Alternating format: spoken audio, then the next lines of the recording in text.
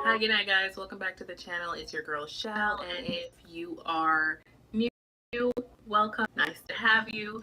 Tonight we're going to be talking about tips on how to be divested, or just tips for the divested lady. So if you are interested in that, keep watching. Let's get into it. Alrighty, so just to cover the first base, you might be asking yourself, well, what does it mean to be a divested lady?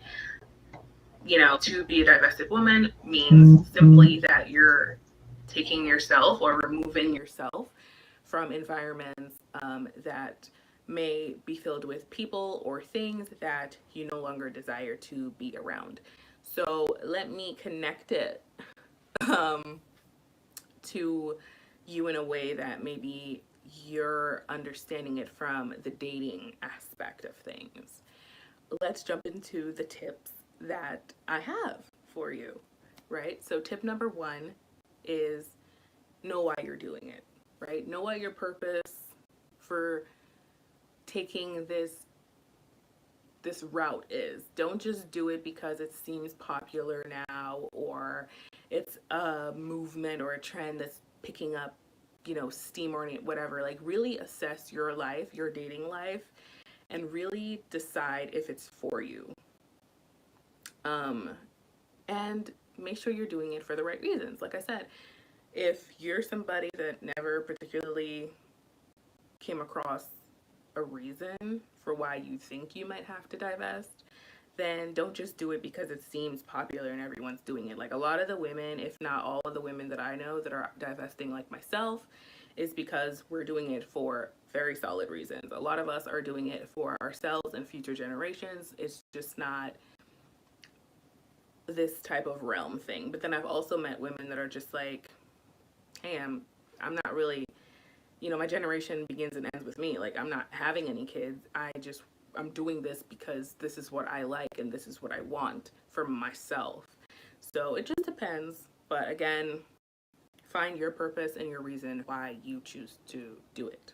I think for me personally, I became a divested woman when I realized that the world kind of rides on Black women's backs, right? The world kind of ride on our back. It's almost like we're expected to carry the weight for everybody else. We're expected to kind of bear the brunt of everything for everyone. And I just got tired of that. I got tired of feeling like I couldn't be soft and delicate and feminine and just really like revel in that and really just soak up what it's like to be a woman, because people were expecting me to always come to the rescue and fix things. And I just got to the point where I'm just like, dang, for once I want to be the person that can depend on or call on somebody else to fix it. I don't want to be the fix it person anymore. So that was a big reason of why I chose to divest.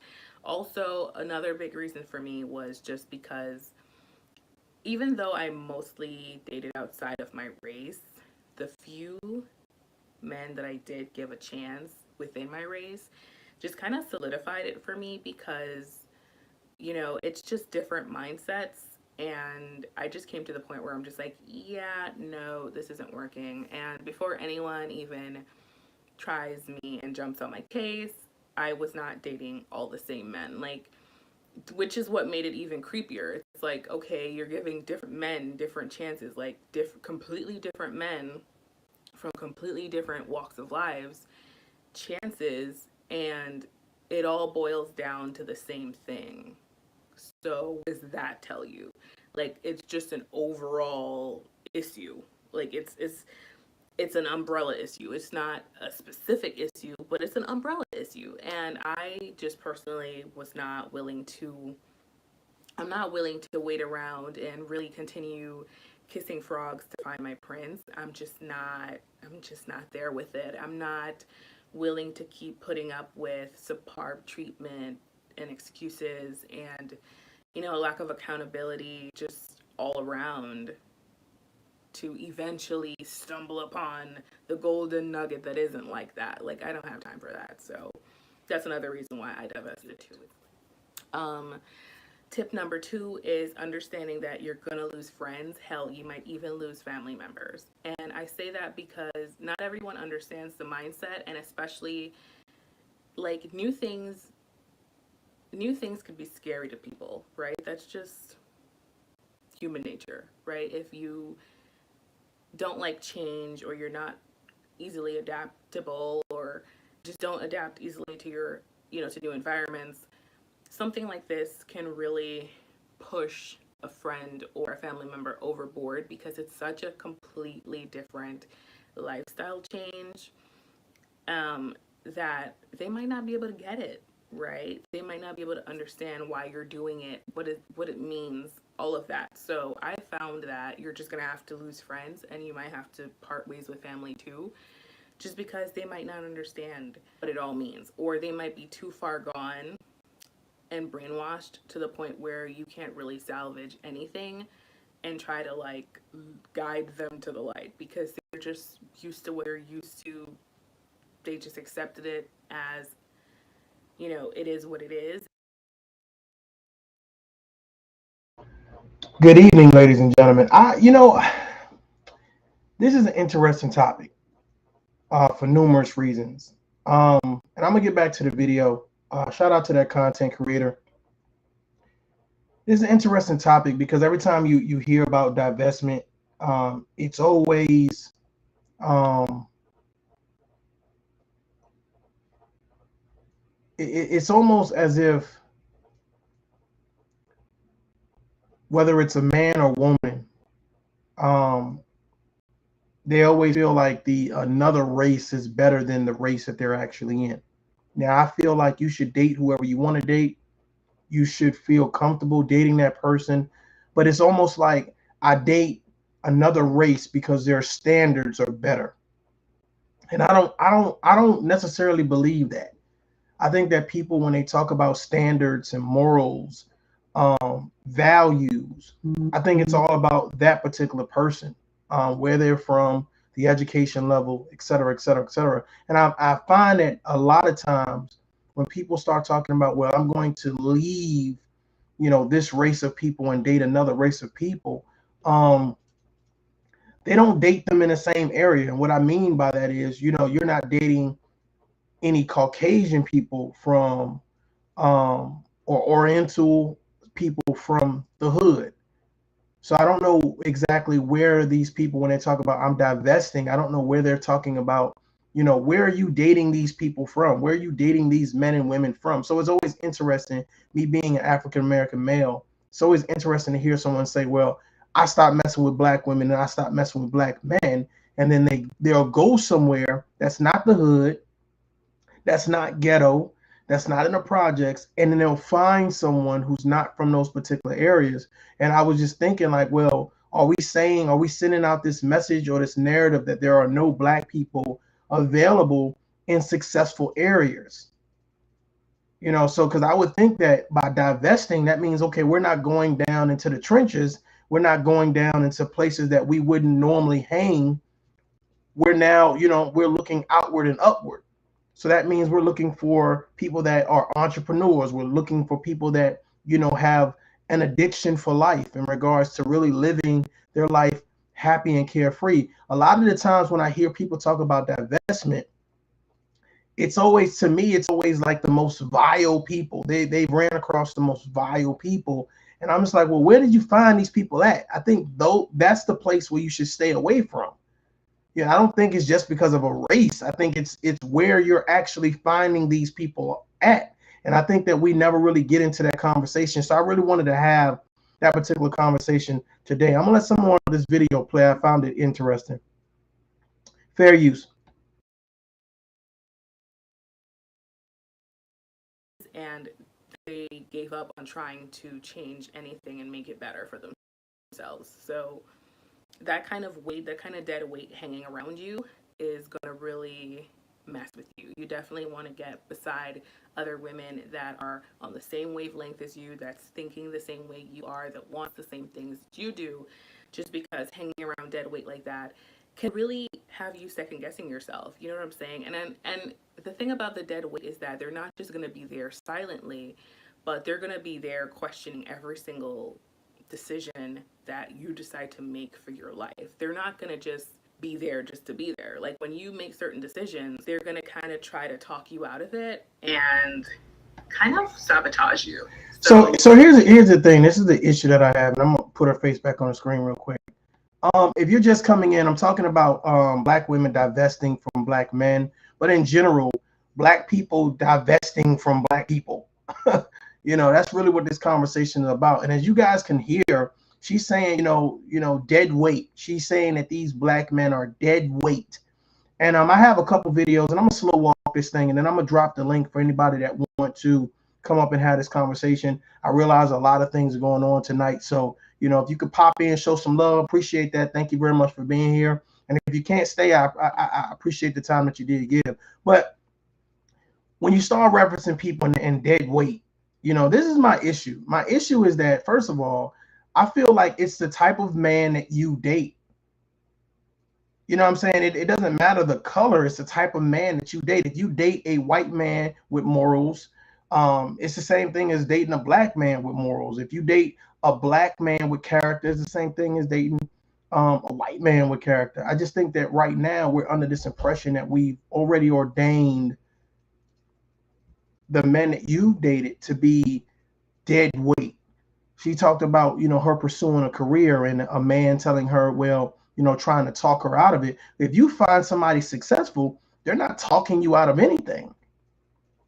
They're going to assist you and push you into opening up that business, furthering your career, going back to school, exercising. So I feel like a lot of times that people that talk about divestment, they've been shopping around in the wrong store. And it's not a store full of just black people. It's the area. If I go into the projects and say, okay, I'm looking for my next wife and I'm expecting her to worry about her credit, and that's not her priority. I think you have to shop where things are a priority. And I think a lot of times, we as adults or parents, we send our children to these predominantly white schools, and guess who's around them? Well, you have other nationalities around them, other races around them. So when you get people, sometimes they start to share a certain mindset, like let's say tennis, let's say golf, let's say hiking, let's say canoeing. So now it's very difficult to find someone where you go back to go visit your cousins. Your cousins are not into that. You know, you take your cousins into the middle of New York or New Jersey, you know, they're not in. You talk about hiking, it's like, hey, I ain't walking nowhere. It's too hot outside. So I think that I think that us wanting a better life for our children and putting them into finer schools, better living conditions, I think for some reason they feel now in order for them to be happy, they have to find someone where it comes from the predominant other race. Because there's not, you got to think about, let's say you go to a camp, and at camp, you know, it's 100 white kids and only 3 black kids. Well, what's the odds of that black person finding another black person to actually have a relationship with, to actually have a moment with? It's slim to none. And I think that women like this, you know, she sounds educated or whatever, but I just wish that I didn't get this eerie feeling like she felt that no black man would be up to par. And I noticed that a lot of women, especially here on the screen, like, you know, Tanya TKO, Cynthia G, Vivica Fox, Candace Owens, even though Candace Owens hasn't been, she's been vocal about other things, but a lot of these women have this narrative around them where they feel like another race of men are better than the race of men that they have. They feel more protected. They feel that they can be comfortable in their femininity. They feel like, hey, you know, I don't have to struggle. It's not a struggle love with them. You know, they're more successful. They have ownership. And I hear a lot of people who talk about black men not being protectors, providers, and role models. So I want to get back into this video, and I'm gonna drop the link here shortly, so that way anybody who want to come up and talk on and speak on this, we can.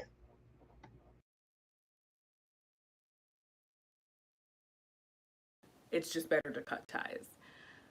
Tip number 3 kind of piggybacks off of tip number 2. You're gonna have to categorize your friends, right? I personally am friends with any and everybody. It's not very hard for me to make friends with people. I find that I don't really have a problem making friends. Men, women, whomever. It's not hard for me. But I do compartmentalize people in my life, and that might sound really like messed up to some people, but I think it's important for everyone to compartmentalize people in their lives, compartmentalize people in their lives, just so that there's no confusion and there's just order, right? There's just order in your life. So with that being said, me embarking on this journey as a divested woman, there's just certain friends I wouldn't bring to certain areas with me, and there's certain friends I wouldn't bring to certain activities with me, just because there's a very high probability that they're gonna embarrass me. And I don't know about you guys, but I get embarrassed very easily. So, and see, this is my problem with what she's saying. To be honest with you, man, you got to be true to yourself. D Truth, what's going on, man? I'm gonna be dropping this link in a minute. You got to be true to yourself. Like, a lot of people pride themselves on saying, I'm gonna leave black men alone, I'm gonna leave black women alone, and you know, you got to be true to yourself. I'm gonna be honest with you, man. You know, the thing about it is, you know, she doesn't come across as confident. You know, I'm not gonna take my friends anywhere that they're gonna embarrass me. Well, that has nothing to do with divestment. That's nothing to do with divestment. That has something to do with saying, hey, listen, you know, I've worked hard for whatever position or status that I've gained in life, and I don't want people around me that's going to mess it up. But here's the thing: your friend should understand that. Your friend should understand that.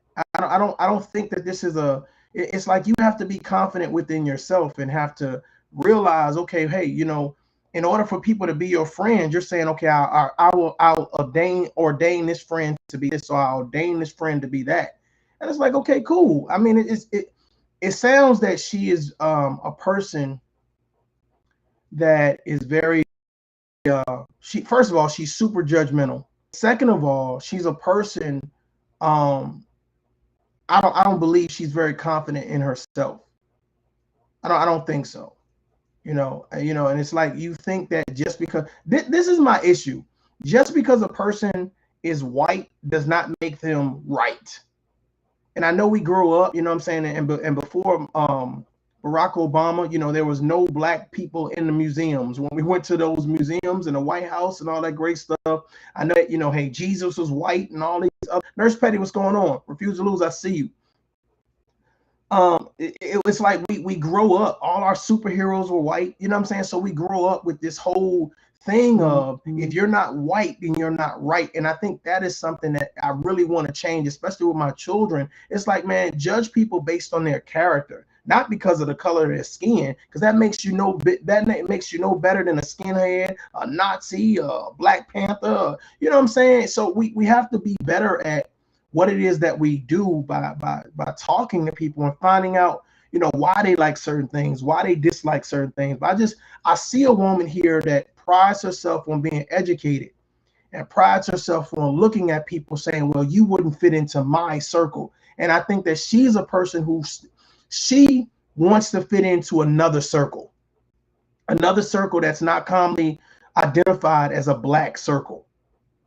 You know what I'm saying? The parties that she gets invited to, the things that she does, she realizes that there's not going to be a lot of black people there. So she's given into it. She's 100% sold on, hey, I'm gonna go in here and I'm gonna meet a Craig, I'm gonna meet David, I'm gonna meet a Michael, and I'm perfectly fine with not meeting a. I'm gonna drop this link. I'm kind of curious to see what you guys have going on. Anybody that feels comfortable with pulling up. Well, let me get through this video. Let me get through the video first. We got a couple more minutes. Here we go.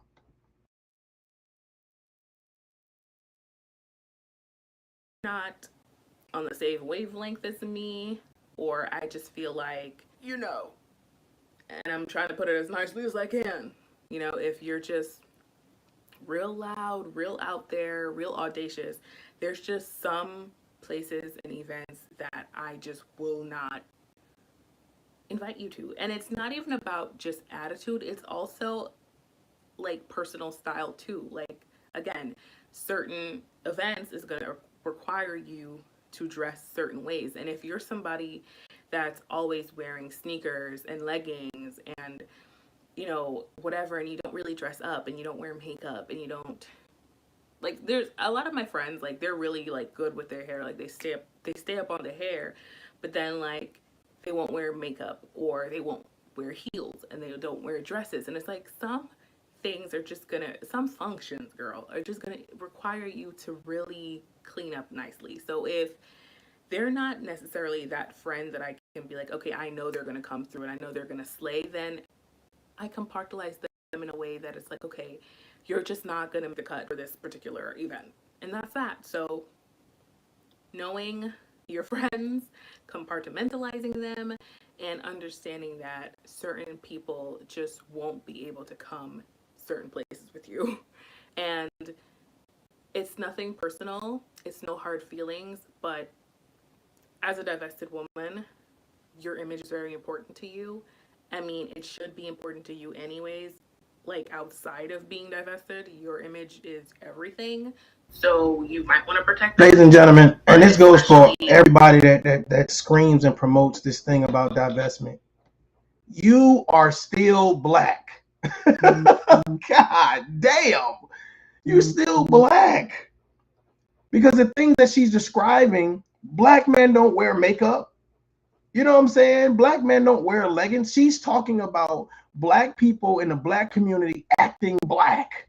So I wouldn't invite you to a country club. I wouldn't invite you to a cocktail party. I wouldn't. She's basically, here's the thing. You can tell that she definitely has some type of education. She has a rapport about her where she has been the token black person. She's been a token black person, and she's okay with that. You know, you can just tell by the way her mannerisms. You can tell by her hair. You can tell by her catchphrases. You know what I'm saying? And it's like, well, I'm trying to put this as nice as possible. It's almost like you're talking to a black person on the outside, but on the inside, her tuning is different. Her tuning is different. You know, that's almost like walking into a bank and it's like, okay, well, if you're white, we're going to listen to your job, you know, your outline, your business proposal. But if you're black, well, you know, you ain't got everything. And I think that we got to be mindful. If you want to divest, divest. Bye. Peace. But I think at the end of the day, we got to look at some things, man. Stop judging people based on the color of their skin. Because everybody, I'm gonna be honest with you, there are people that don't want to go to the country clubs. There are people that don't want to go where they have to be uptight and snooty and they can't have a good time. There's people that want to, you know, let loose and have a good time because, hey, they worked all week or they don't have the kids for the weekend or whatever the case may be. But I just feel like she has been judged a long time. And that judgment, she's now adopted it and she's accepted it. And now it's like, okay, well, since I have to fit in, you have to fit in. And I'm telling you right now, I don't care what color you are, ladies and gentlemen, be happy about you. If you're not happy about you, then you're never going to be happy. I don't give a damn what color you are. I don't give a damn how many people. No, you didn't divest from men. You didn't divest from men. You divested from the black community. Let's just be real. Because if you believe that there are no successful black people out there that live in great homes and neighborhoods and drive great cars and have great careers, whether they work for a Fortune 500 company or CEOs of their own entrepreneurship, the fact of the matter is she talks as if like, well, you wouldn't be accepted like I would be accepted. And this is the problem when we send our children to private schools or we send our children to predominantly white schools. They come back like this. They come back with a lack of identity. So when I hear somebody divesting or I've divested, you know, I don't date Tyrones and I don't date Marcuses and Maurices anymore. It's interesting because it's like you make this proud stance like, you know, I'm so accepted elsewhere. And to be honest with you, you're always going to be black. I'm sorry. I hate to bust your bubble. You're always going to be black and you're always going to feel like you need to do more. You need to be more friendlier. You need to be, you need to smile better. You need to allow people to step over you. I mean, I'm telling you, once you go that route, it's a weird feeling. It's a weird feeling. And I can just see right now, it's just like her voice, her energy is just so like, I'm not white, but I'm above other black people. I don't know. Maybe that's just me. I'm not white. And it's so crazy because me being at a collegiate level, especially from the military standpoint, we work with CEOs all the time. And it's just like I used to see people. It's like, okay, I went here and I went here and I went and I did this. And that's cool. That's cool. That's great. You know, but I never look down on somebody just because they're wearing Timbs or they got a do-rag or, you know, they got on leggings or whatever case may be. And it's just like, I think she just feels like her divesting, you know what I'm saying, from black culture, black men and black women, like is this badge of honor, and it's not. It's your lifestyle if that's what you want. But I'm telling you right now, she's the token black kid. She's a token black kid. Let's listen to some more. I'm about to drop this link.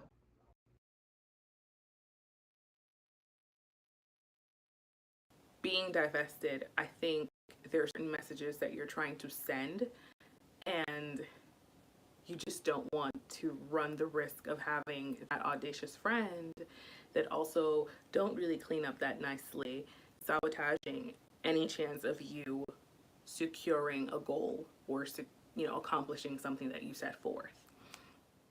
The final tip of This is my problem with people who edit videos. Oh my God. Because let me tell you something. No matter how great she's speaking right now, right? I'm telling you right now, she edited the hell out of this video. She edited the hell out of this video because she has to be, I'm telling you right now, she sits somewhere in a room and she cries. She cries. She cries. She is, I'm telling you right now, she lacks confidence. She lacks confidence. She lacks confidence. to be that concerned about, well, if we go here, you can't go here, and because you're going to stop me from achieving my goals, and what huh? Ladies and gentlemen, as you push your children to be better, as you push your children to be more successful, don't let them lose their identity. Shout out to everybody in the chat right now. I see you guys. I'm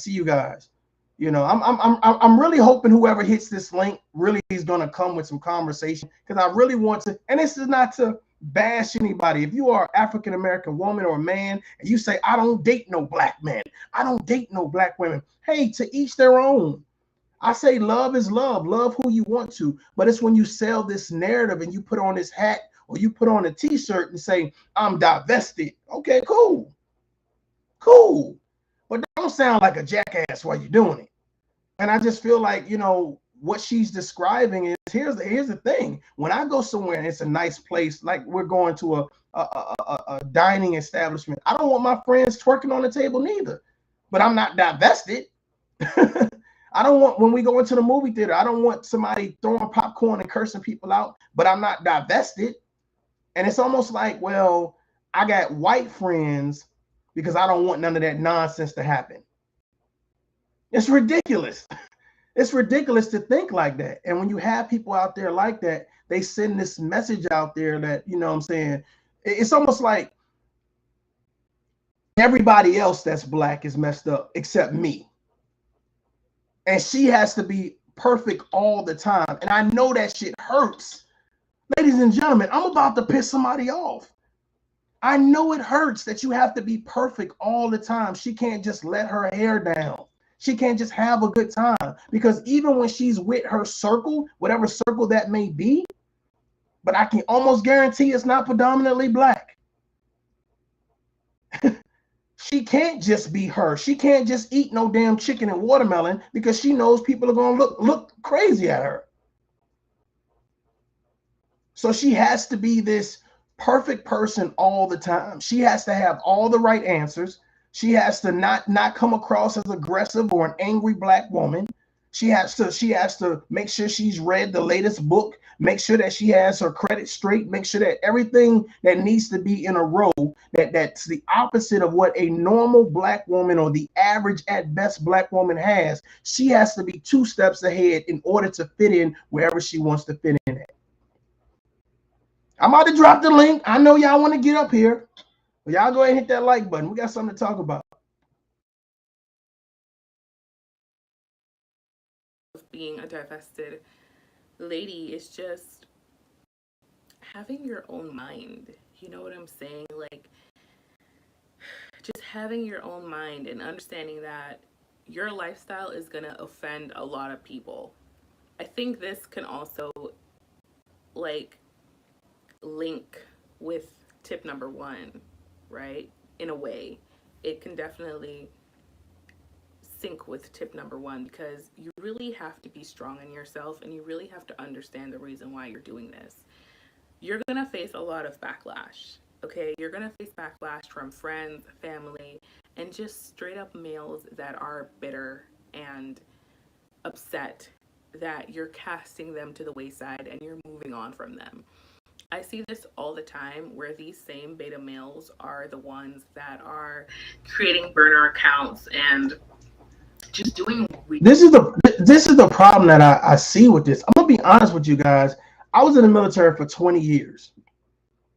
I met leaders. Now, there's a lot of people, veterans and all that. Was a leader, and I stood next to leaders from all walks of life, from all different nationalities and races. I couldn't imagine us, Hispanic, black, white. I couldn't imagine me and the brothers that I stood, brothers and sisters, but we're going to keep this male oriented right now. I couldn't imagine these leaders who lead men, who've led them not only CONUS, but on CONUS. When I say CONUS, that means stateside or OCONUS overseas or whatever. But I couldn't imagine her meeting these men and saying that you're not good enough for me. Beta males. I just had a lot of women who've divested. For some reason, black men are all betas. I don't know why. Can you imagine her telling Barack Obama, you're a beta male? You're not good enough for me?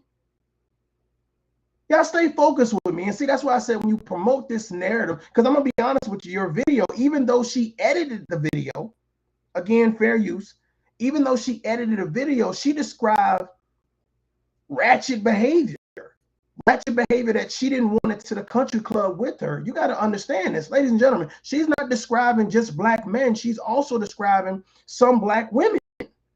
So so if you don't want ratchet behavior, if you don't want people being loud and disrespectful, if you don't want people to be outrageous, right, or outlandish, then you wouldn't take them where you're going. Okay, cool, we got it. Understood. The issue with that is, why would you say I've divested from black men and not black people? Because what you're describing is black men and black women. Well, some black men and some black women, because I've met black people just like yourself.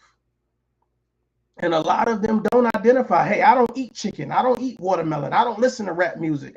You say something about hip hop, they look at you strange. Now, me personally, I feel like, hey, I like the opera. I like classical music. I like to, go hiking. I like to go bike riding. I like to do a lot of different things, but I don't feel like I lost my identity because I have an education. I don't feel like I lost my touch with, the urban community because, now I live in a better community. So I just feel like somebody like her, it's like she has to be perfect all the time. And you can just tell. You can just tell. Simset So makes a good point right now. She says, I don't know if you're him or a female, but she says she used the term hard to clean up, reference to even finding a decent black man, racist and class. Exactly. Because you've hung around a certain narrative, and you've now adopted certain, well, I don't want to call it slang, but jargon used to identify certain people and certain types of things. I totally agree with you. Some type of master type thing. And it's crazy because it's like we use these things, and even though we're educated, really common sense wise, it's ignorant and it's offensive. I'm gonna be quiet and let y'all. You're right. The military is different. It is. You're right. But like I said, I've worked with people on a collegiate level that I felt like, especially if they were black. You know what I'm saying? Like it's funny because I'll have colleagues. They'll go in the room before me, right? Let's just say we're going to see this company, whatever the company is or whatever. And my white colleagues will go in, it's the handshakes and it's, hey, how you doing? And I'll go in and it's like they change up. They try to be cool, like, what's up, brother? And I looked around, I turned around like, what's going on? Handshake. I extend my hand. Like, I don't need no, it's just like I want to be down, but I don't know how to be. And what happens, like I said, we push our children with this narrative to get a great education, with this narrative that life is like, it's so important that you fit in and you fit in. And our children, they adapt that. They adapt the speech, the conversation, the mannerism, the quirkiness, I can't really be black. You know what I'm saying? I can't really act like, I'm hip hop-ish, unapologetic Gemini, what's going on? And I don't know, it's just something about her that, and it's not even a divestment. I think it's like, if you love who you love, like what you like. But I just feel like she's not having fun in her life, man. I just feel like she's not having fun in her life. I could be wrong, y'all. And I'm gonna drop the link so that way you guys can come talk to me. I don't know. I feel sorry for her. Honestly, I feel sorry for her that she feels like other black people are undesirable. Well, some people are just undesirable. Some people are just messed up. It don't matter what color you are.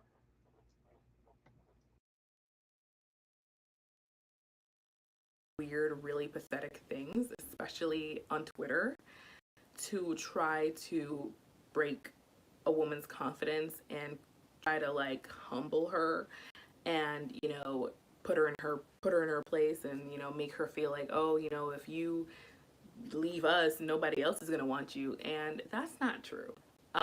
Depending on what stage you are and how strong you are mentally, I understand that sometimes that can feel real and their words can really feel like it's holding weight and it's true, but I promise you it's not. My dating life is proof that like everything they're saying is a lie, because they'll like to sell you the story, and they want to sell you the lie that you're undesirable and no other race is going to want you.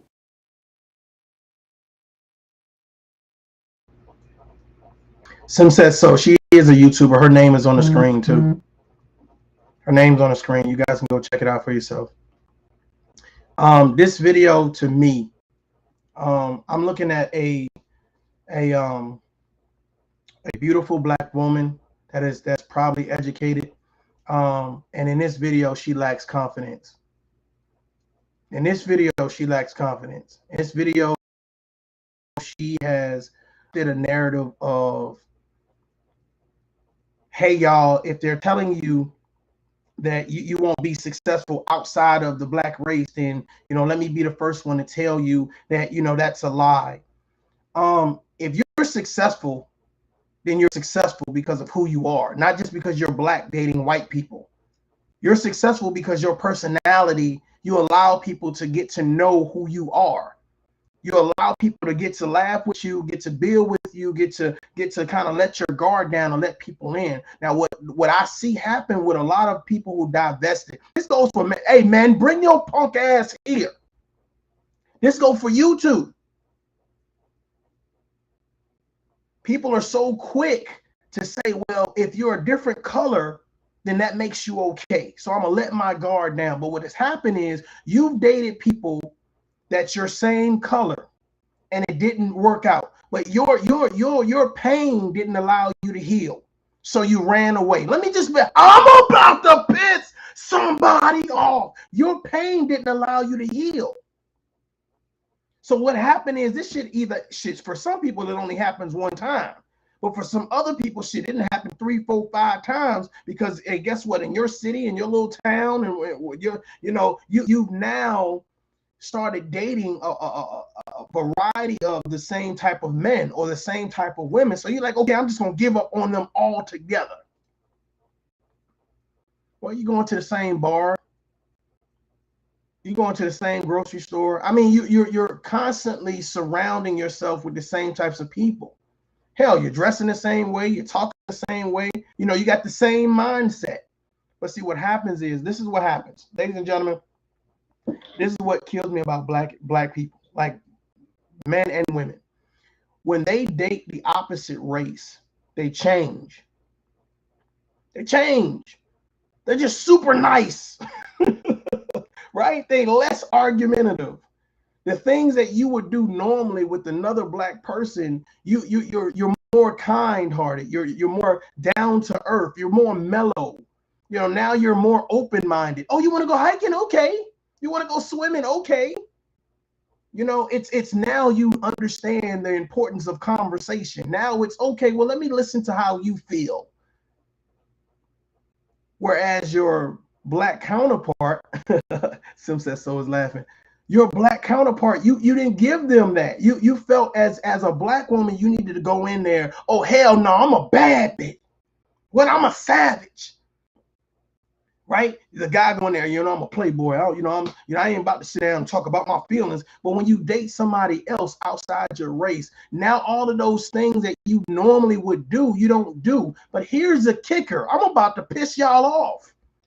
It's not because that person that you're dating now is better. It's because guess what? You learned what didn't work in the last relationship. So now you're applying what didn't work to your thought process to say, you know what, I'm not going to be so self-centered this time. I'm going to be a little bit more forgiving. I'm going to be a little bit more patient. I'm going to compliment more. I'm going to be more consistent. It's not because they're another race. It's because you've learned what not to do. Because guess what? You've been through some shit. And Harold, who hasn't been through some shit? But if I was to talk to this young lady face to face, I would ask her, well, what were the lessons learned from your last relationships? And not just because they were black. And I can almost guarantee that the lessons learned, she applied that to the next situation. Wow, this black woman is educated. She's so articulate. She's so confident. She's so well mannered. She doesn't start twerking in the middle of the store. Mm-hmm. And then you got to understand it's how people are raised, the values in which they were raised. Whether were they raised in a single parent home, or were they raised in a home where there was a mother and father? Was there an active role model in the home? Was it an active or successful upbringing? Corey Page, you don't come up here and tell me to open up the panel. I'm about to piss you off, Corey Page. No, I'm saying. I'm about to open up the panel. Can I talk? God damn, y'all. Can I say something? Can I say something? No. Corey Page, can I say something? I'm about to open up the panel, y'all. You know what I'm saying? I feel very strongly about this because I think that we get so caught up in.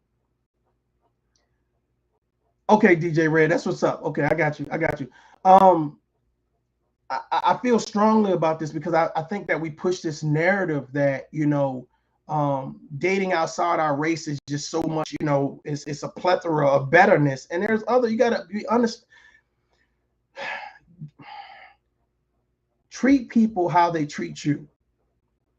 Base things on people's character, not their skin tone. Because imagine me walking up to a white person and they seeing me as a black man and saying, well, automatically you don't care for your kids. Automatically your credit is bad. Automatically, you're this or no. Once we start putting those stereotypes up front, we don't get to know the person. I don't want nobody to grab their purse because I'm walking by. And it's almost like we're selling that narrative, like, I know that you're only as good as the news depicts you. I'm gonna be honest with you. I think that this, like I said, I think that this woman is intelligent, but I think that she lacks confidence. She lacks confidence, and she finds it very easier to play a role, which is to fit in, to be the token. She doesn't mind being a token. Hey, that puts her in she's accepted it. And I noticed that there's a lot of people who accept that role, accept that environment, accept how they talk. You don't even, if you were to close your eyes and listen to this woman talk, you wouldn't get black from her. You wouldn't get black from her. And somebody probably would, a Cynthia G would like, well, what is that supposed to mean? Well, what I mean is that would she fit in if you took her to a barbecue or a cookout? How would she fit in?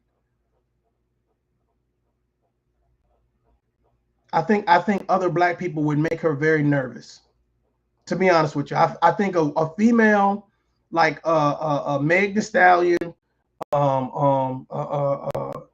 can't even think about nobody else. But I think females like that would make her nervous and feel uncomfortable. I truly believe that. I truly believe that. But them, and so on and so forth. And that just has never been my reality. I feel like, I don't know, it's a very personal journey as well. So depending on where you are and where you're starting from, that can look completely different from somebody else that started at a different spot, or it could look very different from where I'm starting or where I started. But just understand that the lies and the psychobabble bullshit that they put out there to try to really get inside your head and mess with you, it's not true. Because if that was the case, then we wouldn't have interracial marriages, right? We wouldn't have successful interracial marriages. We wouldn't have such a high rate of successful interracial marriages that we do have. So, as a divested woman, just keep that in mind. You deserve the life that you want. You deserve to live in luxury. You deserve to live in your femininity. You deserve. You notice the first word that she said? She didn't say you deserve to be happy. She didn't say you deserve to be loved. She said you deserve to live in luxury. If you are listening to the sound of my voice, right,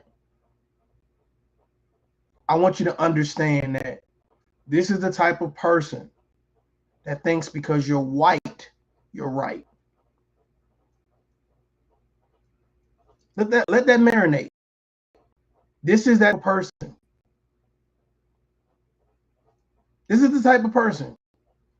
You should live in luxury.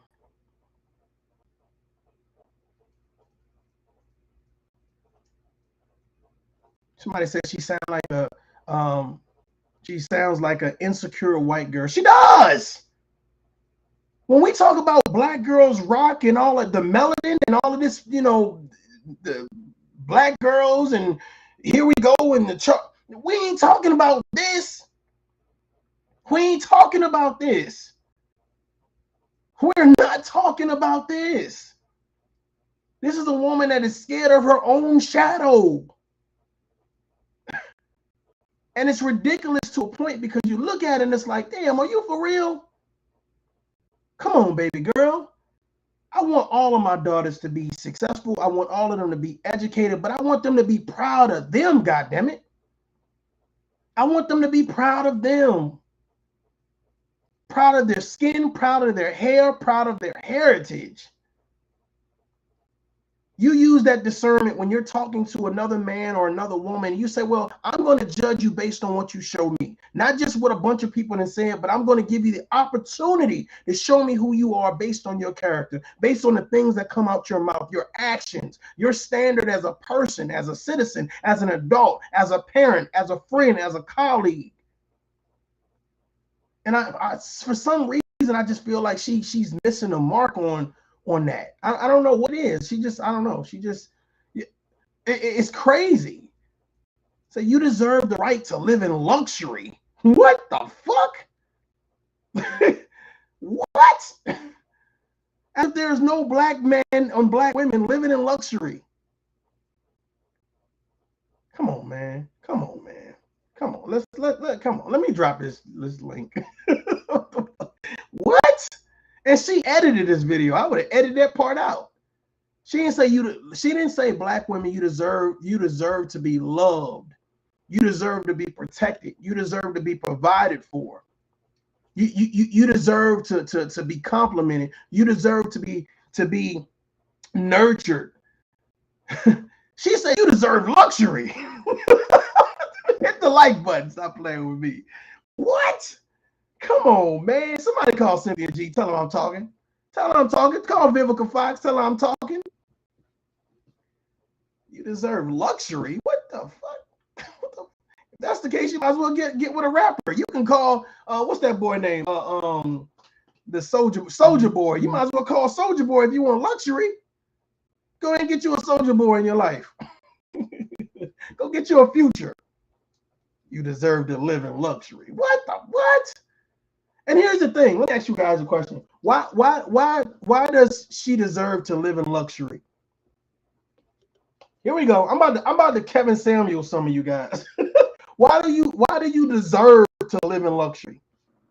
And why does it take a white man to do it? I'm just curious. They call Dre. She might not want to call Dre. Dre about to put a hit out on some people. What she deserve to live in luxury? Because of her gap. You stupid. I'm just curious. It's just like, even though she's this token black person, she's telling herself and telling the world, we deserve to live in luxury.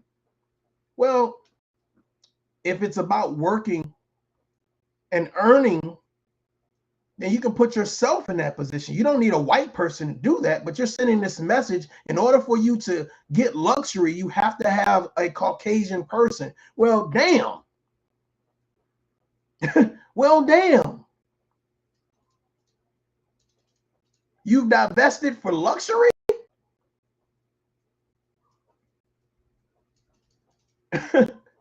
Corey Page says, them pearls in her ears are luxury.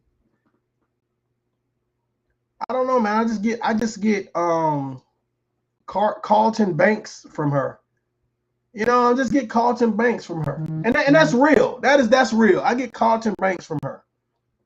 Uncomfortable, not sure of themselves around other black people, and just like they have to be the life of the party when they're around other white people. And I'm telling you guys, I've seen this a lot of times in the military. It's like we'll have, commanders come in and we have to give, briefs and we have to chop it up. And I never was the guy was like, I mean, it's all cool. I don't have an issue with small talk, but it's like you sell your soul. Let me start performing for you. Let me start cracking jokes. I'm like, but you ain't even funny. What the fuck? You know what I'm saying? I don't know. She just something about this situation seems creepy to me. I don't know. To not have to work harder, but work smarter. And just be mindful of people that's going to try to make you feel like you don't deserve that and that you're never going to be this or you're never going to find this and you're never going to find your heritage. She's projecting. Like, she's projecting. Don't listen to it. She's projecting. It's bullshit. She's projecting. It's all mental gymnastics to literally try to get it into your head to make you feel as though you're not good enough. Okay, I'm dropping a link. Trust me, as a divested lady, you definitely deal with those bitter beta males that just aren't ready to deal with their own demons and take accountability for their own actions. So precisely, they will look for any and everyone to make their guinea pig and to make their scapegoat, really, right? Because they don't have it in themselves to really sit down and do the work, do the personal work, to be like, you know what, this is my fault. Things are like this because I'm not doing what I need to do as a man. Things are the way they are because I'm not functioning the way a useful... This is what I notice about a lot of people who say they're divested. It's always about it's somebody else's fault. It's always about it's somebody else's fault. They didn't do this. They didn't say that. They didn't say. My thing about it is look from within. Look at you. Look at you. All of this name calling about beta males and beta this and beta that. And my thing about it is she don't come across as an alpha female. She doesn't come across as strong. And I'm gonna be real with you guys. Can I be real with you guys? Let me know if I could be real with you guys. I'm gonna be real with you guys. Okay. She doesn't look like a physically fit woman. Let's just keep this real. Let's keep this real. If she can call black men betas, I can say she don't look physically fit. Okay, check this out. This is the issue. The issue is that the women that you hang with in your circle, 9 times out of 10, they're going for those women. They're going for the smaller, more petite women. So you're always going to live in their shadow. Right? You're stuck giving them compliments on their hair. You're stuck giving them compliments on fitting into dresses that you can't fit into. You're stuck relishing the fact that they probably come from good homes. They probably come from money. So now you're under this impression that, okay, well, if I just fit in long enough, I'll get the luxurious stats that they have. I have people hitting the link right now. I see you guys. Give me 1 second. And that's the problem that we have. That's the problem that we have. You think that, okay, well, let me run over here to this group and I'll be accepted. And really, in reality, you're one alcoholic drink away from someone telling you your place. You're one cane sniff. You're one weed puff away from someone telling you you don't own. And I'm telling you right now, it's going to ruin her world. She's going to have a psychotic breakdown. D Truth, welcome to the show. Gregor, what's going on? Yeah, what's going on? What's going on? I had this discussion with some other that's talking about divesting. See, See, they fail to realize why they try to portray somebody they not. They're gonna wind up people they try to play the part for. Gonna wind up calling them the N word. Then what they gonna do? Then how they gonna react? They don't know what to do. And you know Tough when they love. go, then when they do go out, then when they go out again, ain't no telling what them friends she around saying about it. Hey, hold on just a minute. It looked like the screen just blanked out. Everybody there? Can everybody hear me in the chat? I can hear you. Okay, everybody that hit the link, you guys are live now. Feel free to talk. Yeah, I'm up. like I said, yeah, like I had said before, what she gonna do if she with them group of friends that she diverse from the black folks? Start saying the N word. She gonna laugh along with them. Then when she ain't there, they gonna wind up talking about her. You know what I'm saying? Then what she gonna do? That's a good point. That's a good point. Good point. DJ, what you think, man? Why y'all talking about this bust down shorty like she something, man? You know what I'm saying? Nah, it's not. It's not about. I really wanted to really explore this conversation because I know a lot of times, when you're part of the manosphere, you have a certain type of energy. You're part of the one sphere, you have a certain type of energy. But when you kind of in between, and I think that this platform we promote being fair. So I kind of gave there's my little nothing. monologue. It's What you think? There's nothing wrong with her talking proper. I don't have a problem with that. It's just what she's saying. Anybody can talk any kind of way, but it's what she's saying, and she believes what most of these women believe what she's saying. They believe like that. That's why they was happy that Kevin Samuels died because see, them women knew that he was telling the truth about them. That's why they so mad. If he wasn't telling the truth, they wouldn't be mad.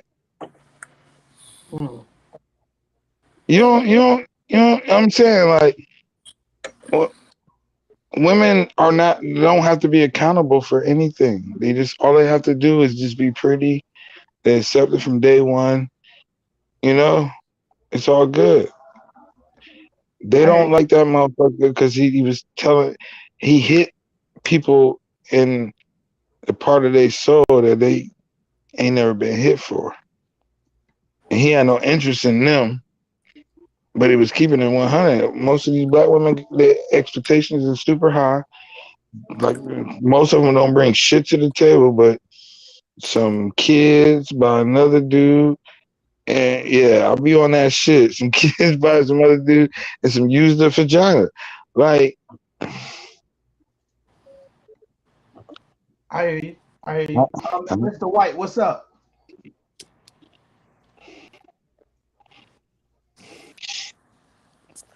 You saying Wit? Magruder Wit? I don't know why I thought that's that White. What's going on, Wick? How you doing? Hey, what's up, man? I know I was on. Hey, what's up, Tough Love? Salute to you, bro. Salute. What you think about this topic, Man, bro? you got the wrong one, but I hear what you're saying, though. She's the type of one that's never been around no black dude before.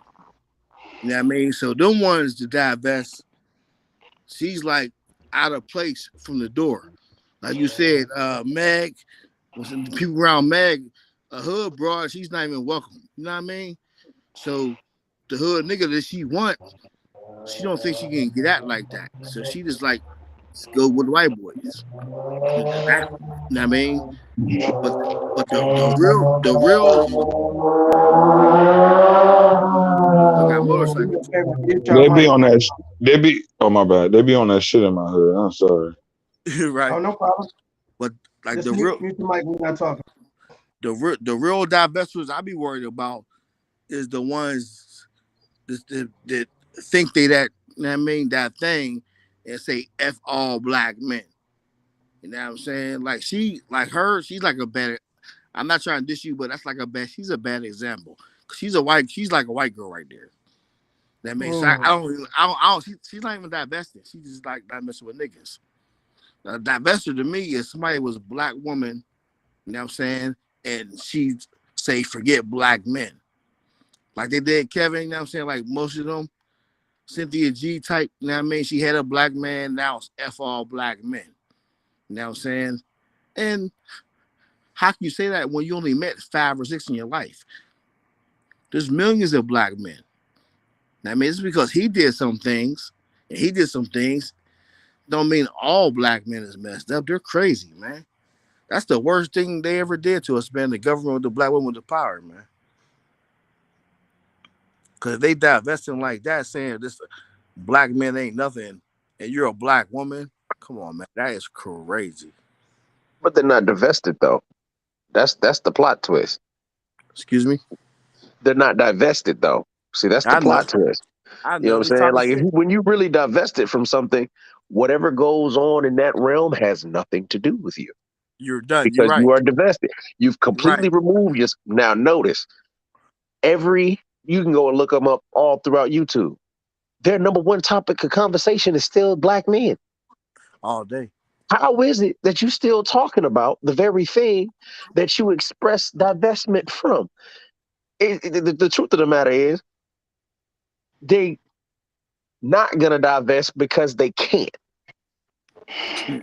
Say it That's the again. real truth. They Say it. can't Say it. Hey, say divest. that. Hey, say that again. They They're can't not gonna divest. divest No. because they They can't. can't. God Can damn it. can I They They can can't. I can't. say one thing? Can I say one Go thing for it. real quick? Those type of black women don't know that they're part of the. I don't know if I can say this on YouTube, but the white man plan. So they just fall in line. They don't know no better. Like you can blame them, but they really just don't know, bro. Like once they got the They, power, bro. Once they got the power, bro, and it starts back with the welfare and shit. You know what I mean? When they put us out the house, you know what I mean? We can't get in the house. They could have gave us welfare where the whole family could stay together, right? There's enough money for that. But no, they wanted us out the crib with a black woman and get all the power. but They that's said fuck crazy us. because They said fuck us that's black crazy. men. Listen, that's crazy because my mom had welfare, right? But she ain't put nobody on child support or kick nobody out the house. They didn't even have it set up like they really got it set up now back then. But your dad wasn't allowed to live in the house though, legally. No, my No, he mom was didn't. My he dad was never not got child allowed to live. support. But I'm I'm saying trying though, to tell you. if they was together, even if they was together, feel me? Well, And y'all was now, on now, hard now, now, now, now. if To what if the if brother they was is saying, together, you go had a ahead, listen. lot of sisters. You had a lot of sisters Too who many. they would go and they would save up, and then that rather around the 15th of the month when they come and do inspection, she would go and tell the kids, "Hey, if she asks about your daddy, don't nobody live here but us." Nah, I grew You up had a in Oh lot of yeah, the sisters I that grew didn't up yeah, in go the those some through that. good ones. 70s and the Hey 80s. fam, you right, There you ain't right. nobody ever came to my house about no Hey damn food fam, stamp. hey you right, fam. Ever. There was some good ones like that. But over the years though, that was back in the day. Over the years though, they thought they got that power. Then they started saying, "No, get out my house." Well, see, but bro, okay, so when we talk about power, see, that's the thing, and this is what touches on the delusion that they are under. That's not power. They don't have any power. See, when you have power, power comes with a sense of autonomy, meaning you got some sovereignship. You can stand on your own. They gave them the illusion of power. They were in power, but they don't have any power of their own. Hey sir, I'm a whole black man. I know that. I'm telling you, they thought they had power. They Right. think they men, man. They think they that. That's why they talk so much shit now. That's why you can't say nothing to a black woman right now. They thought they had the power, and over the years, if it's 22 right now, right, and it started in like 75, man, come on, 3 generations, 4 generations of that stuff. You feel me? They What I think they heard got the someone say power. yesterday, what I heard someone say, matter of fact, it was Sister Kendra. Shout out to the Crimson Cure. She said, "We are living in the result of feminism." Exactly. especially in our culture, being the Black culture, we grew up in a matriarchal society, and so we see this level of dysfunction because, number one, ultimately, I'm pretty sure most of the brothers will agree, a lot of sisters can't handle the accountability that comes with leadership. But feminism was the white woman's fight. Let me Black break woman this jumped up. in on it. Let me break this up. I want to play this real quick for you guys. We ain't fighting, bro. No. Hold on. Who just said that? Who just said we ain't fighting? I'm just saying. No, we ain't fighting. We don't think we fighting. Yeah, they definitely fighting. No, we ain't fighting. Hey, I just want to get certain videos in so that way it can add some more to the conversation. That's all. Yeah, I hear you, man. I was making of the divestment movement starting now. The first reason why you're going to find it really difficult to divest is because deep down in the core of your being, you know that you don't actually want to divest. You want to protest. You don't want divestment. You want punishment. You want to punish Black men for mistreating you, for devaluing you, you. P.S. If you're enjoying this video so far, then why not hit that subscribe button and turn on those post notifications so that you never miss a video from me. And you want punishment because you are holding on to pain, to anger. And that pain, that anger, that bitterness, those are all bonding agents that are going to serve to keep you in bondage to your aggressor. And as Erykah Badu told us many years ago, like 20 years ago, she told us that we can't be bag ladies. We have to drop our bags. You're likely still carrying those bags because you haven't taken accountability for your healing. Putting the work on others to do better, to be better, to know better, to prove to you that you are worthy of their time and that they are worthy of your time. All of that is a waste of time. What do you guys think about what she said? Mic drop. Yeah. Mic drop. Now what them brothers say, man, to a real man, honestly, it don't even matter. Like they're delusional, man. You know what I mean? They're so delusional, and it's good. I'm glad you had this panel stuff, because real men need to start talking. We don't gotta go hard as Kevin did or hard as Tommy do. You know what I'm saying? But we gotta talk to these women like, man, y'all need to fall back.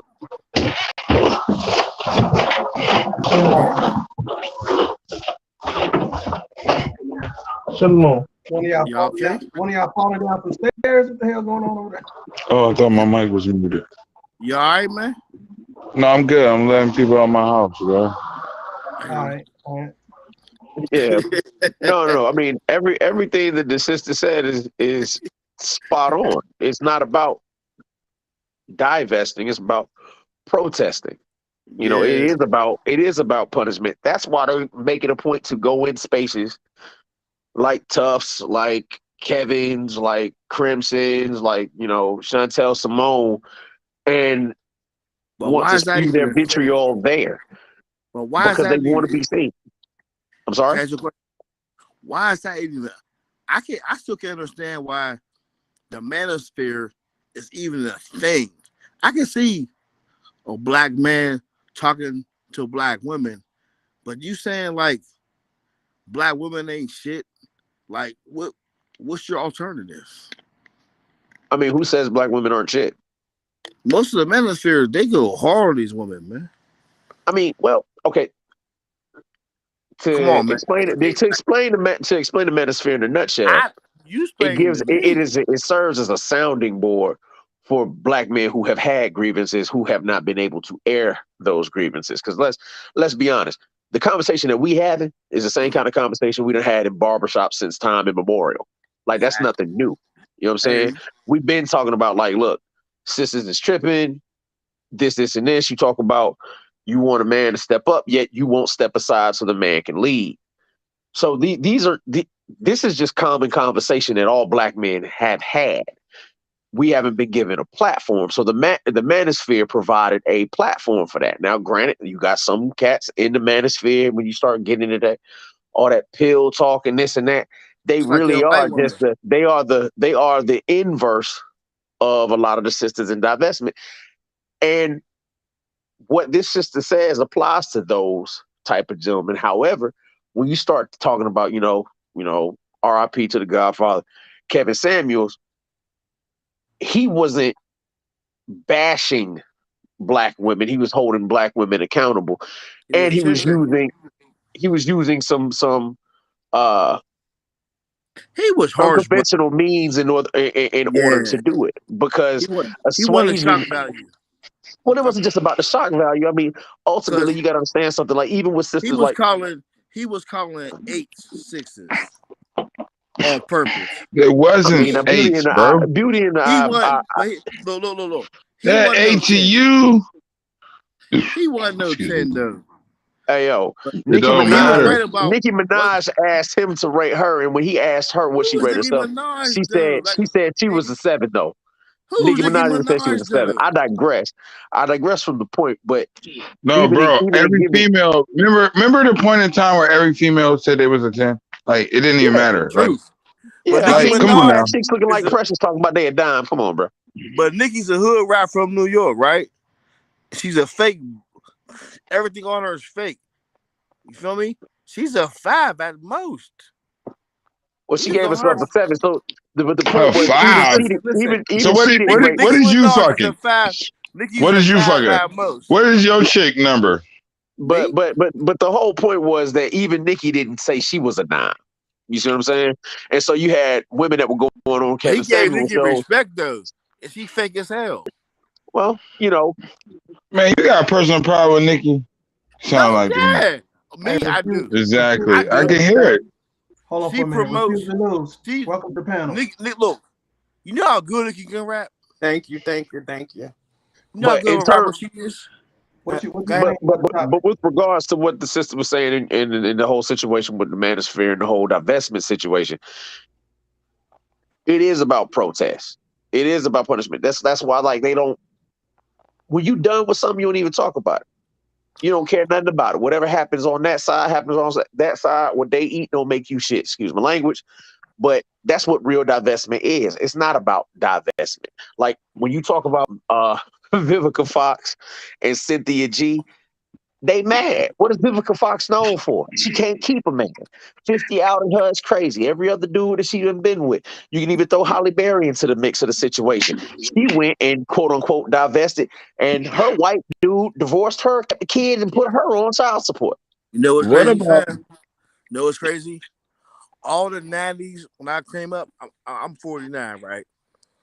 Nia Long, Holly, they all disappointed me, man. They all out there wildest. You know what I mean? They're weird. I don't know if it's Hollywood, the money. They cannot keep a man. I don't care what color he is. You know what I mean? Those women are not good women. For some, I you would. know how many babies Vivica Fox killed? Excuse me. She don't got no kids, do she? Exactly.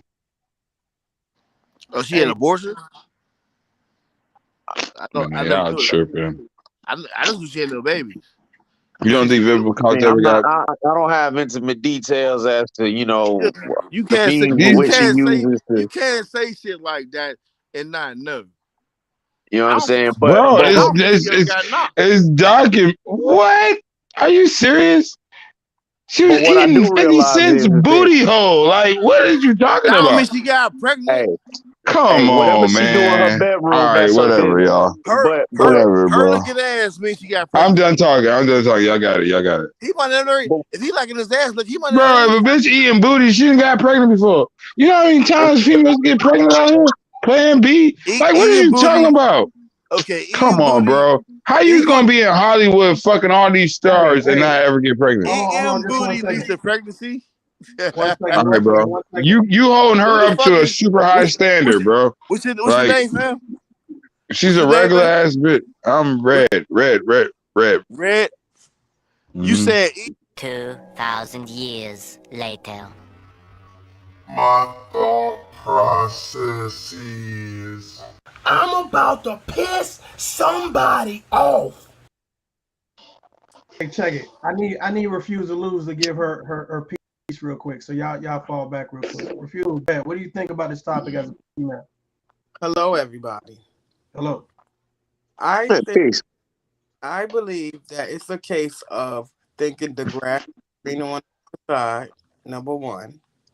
And I also believe that perhaps she don't know many successful black men. Because I can see that. you can't categorize everybody. It doesn't matter. And then how many did you try out before you realized that it wasn't for you? Is one enough though? Never. To be honest, being an older woman, was married early in life, and I could say no, because that situation didn't work out doesn't mean that I wasn't looking for those same kind of people. I can also count on at 50 how many y'all been with on one hand. And so I don't think they all the same. I don't think that all the time your first shot is your best shot.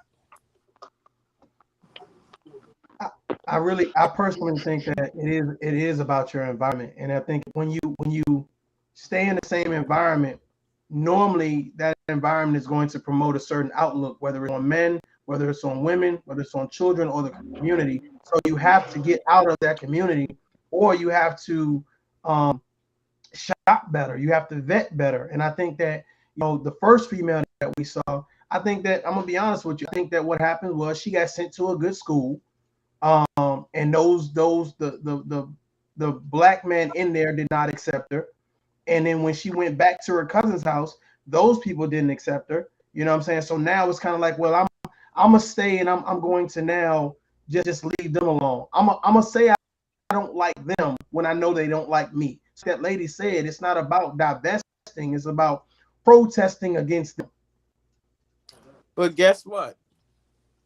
We grew up in the projects, and our mother ended up being a doctor. So I'm saying that to say that even if you go to one of those schools, that doesn't justify how you view your people. Even if you have fortunate parents, that doesn't justify how you view your people. Even if you've been in one or two bad relationships, you can't say that all your people are bad seeds. It's deeper than that. Fellas, what y'all think? I think that it is deeper than that, but women usually treat the new guy off of what the last guy did to them. Like, like they be triggered by certain things that you like. Like if any male ever dealt with a woman that got beat in the past, and you could just be joking and playing with her, but she'll think that you'll do that. Like I really do live this life. They'll take that shit so far, and like you really like the girl or whatever, but I don't know. I can't describe it. It's like antsy. They bring the trauma of the past relationship and hold you accountable for it. Yeah, and I'm not obligated to do that because I ain't never did that. So I can't like do that because I'm talk the way I talk. But I ain't gonna if I'm with you, you with me. But I talk my shit. So they be thinking my shit talking is I'm gonna beat their ass later. Like I can't explain it, man. Well, no, I mean, because what it sounds like to me is, and I know exactly what you're talking about because I've dealt with that with several women several sisters that I've dated. And matter of fact, Music Soul Child got a song called Previous Cats that actually speaks to that very same situation where they want to hold you accountable for trauma that they experienced The trauma, in a yeah. previous relationship because they didn't take the time to heal from it. Most of them, we talk about hypergamy, but we talk about them, monkey branches. So they get with you Right, and they still ain't dealt with the baggage of the previous relationship, so they don't even have a fresh mindset But to all they accept you for know, the man that you are. is to blame you for this shit. Can I say Because one thing? Look, yeah, when we say they, right? Everybody on this panel have relationships, right? Maybe 5, 10, I don't know how many people, but even there's millions of people. You can't generalize off your relationship the world. You just Exactly. can't. but that's what they do There's though. no way. A lot of them Like, do that. like Cynthia G Exactly, bro. You're probably had exactly right. Cynthia G probably had 2 Dusties, right? And now she want to kill all black men. Yeah, I mean, Bullshit. right. She sees black men through the lens of that one individual Yeah. that she dealt with, and then the worst part Fuck, about it man. is she never takes into consideration that she picked him. Let me That's add it. real quick.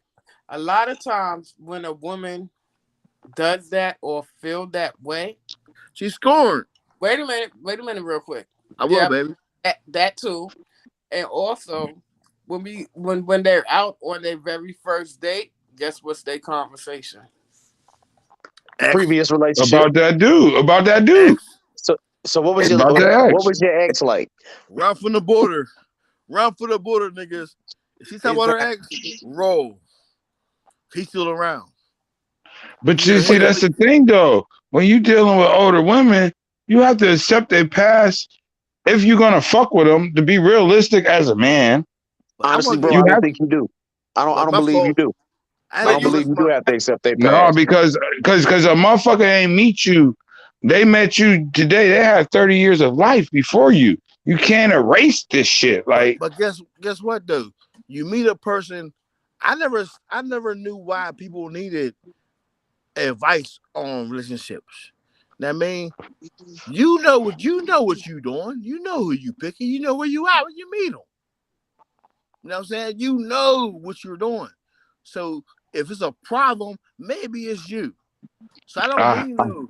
I hate this. But see, bro, that's just it. I mean, that has been the overarching conversation that brothers have been trying to have with a lot of sisters, and now it's even sisters are trying to have that conversation with other sisters about it's your choice. It's the decisions that you've been making. It all comes down to accountability. Oh, they shooting. And we know accountability. Oh, they shooting. Accountability is hate. The word accountable is hate speech. I'm gonna give a prime example. The young boys had like the YouTubers, the young boys, they had like they'll go to like schools or malls and stuff, you know what I mean? And ask the girls like, you know what I mean, what would you rather have? 9 to 5, drug or a scammer. And it's crazy how the fuck they be answering. Excuse my language, self-love. It's crazy how they be answering, man. You know what I mean? Nobody wants a 9 to 5. 9 to 5 gets you wife and kids picking a fence, baby. But see, I mean, but go ahead, bro. No, you got it. Like I said, 9 to 5 is cool. Like, what is success? What's your definition of success? That's the problem. We let the media control our definition of success. We ain't gotta be Jay. We don't have to be Jay-Z. I mean, but see, even if you look at Jay-Z, he ain't scamming and he ain't selling no work or nothing. He's making legitimate money. I didn't mean to check this out real quick. Hold on. Let me unpause it. Recording for you guys, and because like the last few weeks just been doing lives. Today I want to talk about divestment, what it is and what it's not. Okay, so I'm just gonna jump right into it, but first, if you haven't subscribed, please go ahead and hit that subscribe button, hit the notification bell so you will be notified every single time I upload every video, okay? And hit the like button. So, okay. So I've been, upon doing all the lives, I've really been noticing that a lot of black women, or there's black women that's newer to the movement, so they don't really understand, or some people are just, you know, hell-bent on not understanding anyway the movement. So I'm gonna first go ahead and dive into what divestment is not. Now, I have, you know, taken some notes from a few other of the, you know, self-proclaimed divested women from YouTube and Twitter and online from blogs and such, just to make sure that I was on the same page as they were. Divesting is not obsessing with non-black men. Divesting has nothing to do with being crazy for non-black men, because divestment is about us. So it has nothing to do with being obsessed with white daddy. It has nothing to do with being obsessed with non-black men. It's about us. The second thing divestment is not is hating black men and black people. Divestment has nothing to do with the hatred for black people. Like every time you walk down the street, you see someone and you just hate them because they're black. Absolutely not. It's not even, for me, it's not even hating black men. You know, I just don't care. It's as simple as that. It's just not, you know, a place I choose to put my energy, okay? The third thing I want you guys to understand that divestment is not denying social issues or societal issues or economic differences, you know, racial issues, whatever have you. Divester, we're not trying to pretend that there's no such thing as white supremacy, that there's no such thing as racism, that there's no such thing as, you know, disadvantages, prejudices. No, we're not stupid here, okay? In fact, we're very smart. We just choose to not put so much of our energy into that, because again, that's a greater good problem. Of course, if I run into an issue with racism for myself or with some kind of prejudicial treatment, then of course I will handle that as an individual, as my individual experience. But I'm not gonna jump out in front of every cause, starting a gang of people trying to combat racism, okay? That's not our job. Swirling, okay? Swirling and divesting is two different things, okay? And that's what I think a lot of people don't understand. Swirling goes hand in hand often with divesting, because as a woman, and as most divested women who are working on leveling up, who are already leveled up, who's married, whatever, who want to get married, you know, who want to find a high value, high quality man, husband, swirling often goes into play, because you have to. If you divest from the black community and its toxicity, where are you gonna go? Like, you have to have options. But in that same regard, it is possible for black women to be divested and not swirl. I mean, most of the time, if you're truly divested, you know, you're not gonna necessarily be dating black men. Tough love. Hey, bro, I just got to go ahead and say this. That was the best sounding cap I've ever heard. I say one thing, Tough Love. Go ahead, brother. She said what divesting is not. She never said what it is. Exactly. What the fuck? She using it. She's get her off this shit, man. Hey, I'm trying to get all 40. You got the wrong one on there, bro. Buddha, what's going on? She never said nothing. She never said nothing yet, man. Well, technically, the video it's 5 minutes in, so she may be saying it to give her the benefit. Bro, she said everything not. Swirlers not. It's not this. It's not that. Well, what is it then, baby? Keep it above sheet on, right? I know what a divester is. You feel me? I hear you. I think a divester is a black woman that say F the black man, right? That's what I think. That's what I get from it. That's what it sounds like to me. To Ryan me, Dirty, so it welcome sound to like. the show, brother. What You you feel think me? about this topic, man? Like I say, I don't know much about the divesting and the swirling. And as a black man married to a white woman, that all sound dumb as shit to me. Let me It ask you a sounds question. dumb I'm glad as you said hell. that, Ryan Dirty. What were you when you got married? Was it because you said to yourself, I don't want to mess with black women, or that's you just found somebody that you really love or whatever? Because I noticed that a lot He of met people. his wife. Yeah, Yeah, no. with my I got wife. it. No. I know What Ryan he's Dirty. He saying is met I his didn't. wife. What Hold he's on, saying is fam. though, I didn't set out to marry a white woman. Right. No, that wasn't my goal to marry a white woman. Right. This is my question. Y'all let me get my goddamn questions out now. Here's the thing. I'm My saying bad. that most people, when they date outside their race, they promote this. I'll date it outside my race because it was better. And I want to ask you, because a lot of the videos that I'm playing now, like, well, I leveled up when I dated outside my race. And I wanted to ask you, what was your viewpoint when you said, okay, hey, I found somebody I want to be with. Was it okay, F all black women, or was it because I found a good woman? It's just, hey, I found my woman. I wasn't worried about no other women. It didn't Gotcha. have shit to do with black woman, white woman, Mexican, whatever. It didn't matter. It was, hey, I found my woman. Got you. Rap Dirty wasn't divesting, tough love. No, I got you. I'm just saying, a lot of times when you hear people dating outside their race, whether they call it divesting, swirling, whatever title they put it under, a lot of people say, well, I just, you know what I'm saying, I didn't care about black women. I didn't care about black men. So I wanted to get somebody. In my hood, man, there's a lot of not a whole bunch, but there's mixed. You know what I mean? There's mixed. It's mostly black men with white girls.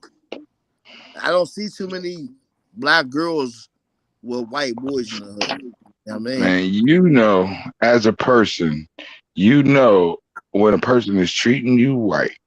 When you see wifey qualities in a woman, that's what we sit back and wait for. We'll deal with some bullshit, but if the bullshit outweighs the wifey qualities, you're not gonna wife her. The man chooses who become wife. The women choose who get fucked. It's more people fucking than getting married. God damn it. Say it again, bro. That's facts, bro. Facts, bro. But we're talking about divestors. And I think it's more the rich people. It might not even be a thing for real. Cause where I'm from, it's not a thing over here. Well, I'm in Pittsburgh. Divesting, and nobody talking about we just doing all white boys because y'all niggas ain't shit. No. They just want better brothers, man. You know what I mean? They get tired of the brothers. Now they going to women. You know what I mean? On some real.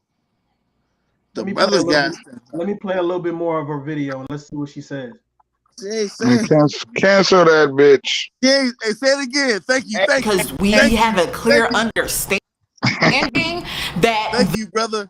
Needle point is, it's a needle in a haystack situation. So what I really want, people to understand who like to misconstrue what divestment is, it doesn't automatically equal swirling, just like it doesn't automatically equals just hatred for black men. The opposite, when you don't hate someone you don't even really care about. So you don't hate a collective of people you don't even think about or really care about. Do I swirl? Yes. I don't call myself a swirler though. There's a lane for swirlers who've been doing this since forever. And those two aren't the same. A lot of our goals are the same. A lot of the things, the way we feel are the same, but they aren't always, there aren't always one and the same. Divestment isn't being pro-black woman either. Yes, much like swirling, there's a lot of things that goes hand in hand, and that's system. All right, man. Look, she's in denial. Let's wait. Hold on, man. I'm mad too, bro. I'm mad too, bro. Hold on. Listen, respect my goddamn platform, dog. Hell no, tough love. Names. No, seriously, y'all done dropped the B word like 15 times. Bad. My bad. I'm sorry. I apologize. But tough love. You talk about divestment, right? She's talking all this time and never explained what divestment was. I'm sorry. I apologize. I think I dropped the B word. I won't do it again. I ain't know. But I can say fat I neck and might all say that it other too, stuff. man. My bad, but this is the thing, though. Who is even focused on this type of person to even waste their time with? Like, try to school you on something, man. You shouldn't even listen to this woman. I mean, you better than that, bro. And staying on, in the spirit of staying on topic, she's in denial. And what it appears to me is, one, she doesn't have a fundamental understanding of what the word divest means. Divest means to deprive an individual of power, status, resources, which, let's be honest, by definition, they don't have the ability to divest because they can't deprive any man of anything other than their company. The other definition for divest is to dispossess, which will probably be more applicable in this case. But what it sounds like to me is she is a divester, but when faced with the negative connotations, which it's a negative word, she doesn't want to accept the accountability that will come along with being a divester. She's talking about, well, you just don't care. Well, indifference is worse than hate. Well, Just I'm going to use the favorite term. Look, the favorite term they like to use to us all. Who hurt you? Who hurt you? Facts, bro. Who hurt you? But no, this is my angle on it. This is my angle on it. She got 4 other bad chicks that she go out with, and she's never the one chosen. And this is what happens. Because she goes out she got some bad friends, and she goes out with them, and she's the ugliest one out the group. I'm being dead, man. So she the one. I'm a DJ. I'm a DJ. I see this. I see it every night, bro. I'm a DJ. I see it every night. That's what she is to me. Man. I am not. She's just talking. She know what she is. Oh yeah, she is. She never explained nothing. She's trying to get some views, bro. She never made a point. She never said what divester was. She never said nothing. Look at her neck, bro. You're not gonna pick her over her 3 friends. Play it again. And what did she say? And her other friends, light skin, body, like she only showing her neck up, and that ain't even attractive. Like, come on, man. It's a wrap, bro. Like she's been rejected by black men her whole life. And then when she do talk to a black man, she's saying stupid shit like this. Ain't nobody about to deal with that, bro. Okay, check this out. We got Andrea. Andrea, welcome to the some real tough love. What do you think? Look at her face, bro. Andrea, you there? Yeah, I'm here. Okay. What do you think about this? You can go ahead. I know you about to go off. Can I say something while she laughing? Real quick. Go ahead. Black, we talking about divestors, right? Black women that's done with black men. They either met the wrong black man, you know what I'm saying? Because like I said, they might have dated like 5-6 men in their whole life. That's not the world. You can't say every black man and categorize every black man like that. That's crazy. You know what I mean? So yeah, they have but look, problems. man. Look, what you're talking about, all these people that say divest is all different meanings. Just like somebody would say a real nigga or loyalty. No. On social media, the divestors, I go back with Cynthia G saying, and she's the worst woman ever. But she's not a divester. She says she's divester, bro. I mean, yeah, get bent over real quick. She said abort black babies, man. She's a divester. It means like fucking white boys, right? Yeah, well, what do you think it is then? Since you want to argue, okay. What do you think it is then? Well, first of all, I'm gonna look at her on the picture right here that I see. What do you think it is, man? Y'all said that You she cut looked me ugly off. and no black man never pick her. But I seen worse. What is divestment, bro? Man, that's scary right there. But she's not divestment. What is divestment then? Hey man, I don't know. So I I ain't was trying to speaking on talk. no white dude. Why you cut me off then? If you don't know. Because I'm telling you, what's these women, happening here? Look, y'all these mad at women, what she said, and y'all start these calling her name. We these know what women, she is. these women think that investment means run to the white man. All right. No, that woman right there, she's married to a white man, right there. That's their definition. I don't know what it is. I just learned of it to this year, bro. Well, Candace Owens is married, man. So that's different. Is divestment being just because married you to a married white man? just because they married a white man, don't mean they divested. There you go. Divestment You to just me answered it means for me. divestment means to me is they don't fuck with I thought niggas. marriage was Period. forever. Marriage ain't forever. Yeah, they're not getting it, man. Hey, fellas, Tough I love. want to hear what Tough love said Andrea has to say. divestment. Tough love said Andrea, go ahead. I do divestment, too. right? Yes, Go ahead, Andrea. I'm trying to be nice to the brothers, okay? Hey, you gotta Be nice, speak up. baby. So my thing is this: if she feels that way, why I just find it funny that I've been listening to the last 15 minutes. I have heard you guys call her out of her name. You guys maybe she has something to say. Maybe she has something that she feels that is happening. And my thing is this: just because I date a white man don't mean I still love my brothers. Okay. I date all different kinds of men. I live in California. We see this shit out here all the time. So I don't feel if a white man is being nice to me and want to take me out, what's the problem? Nothing. Okay, so but I still love my brothers too. Okay. Nothing. Right, Okay. but you're not divested though, sis. No, I'm Yeah, not you're not divested. making, and you're You're not not making a divested. Facebook page You You date just talking said you about didn't know what interracially. it niggas. was, bro. You date interracially. No. The one brother said he didn't know what divestment was. I thought it was black women on purpose not messing with black men. If I'm wrong, tell me something else. Well, that's why we are playing the video so we can get their definition of No, what they felt. your videos, you get some goofy white girls. Those videos is they're gone. You gotta get a hardcore one on there. The first video, that white girl, she wasn't even around no black people. So how can she divest? She wasn't around nobody. She's a violent girl. How the fuck she divesting stuff, bro? Come on, man. And I fuck with you, man. I'm gonna keep it real with you, man.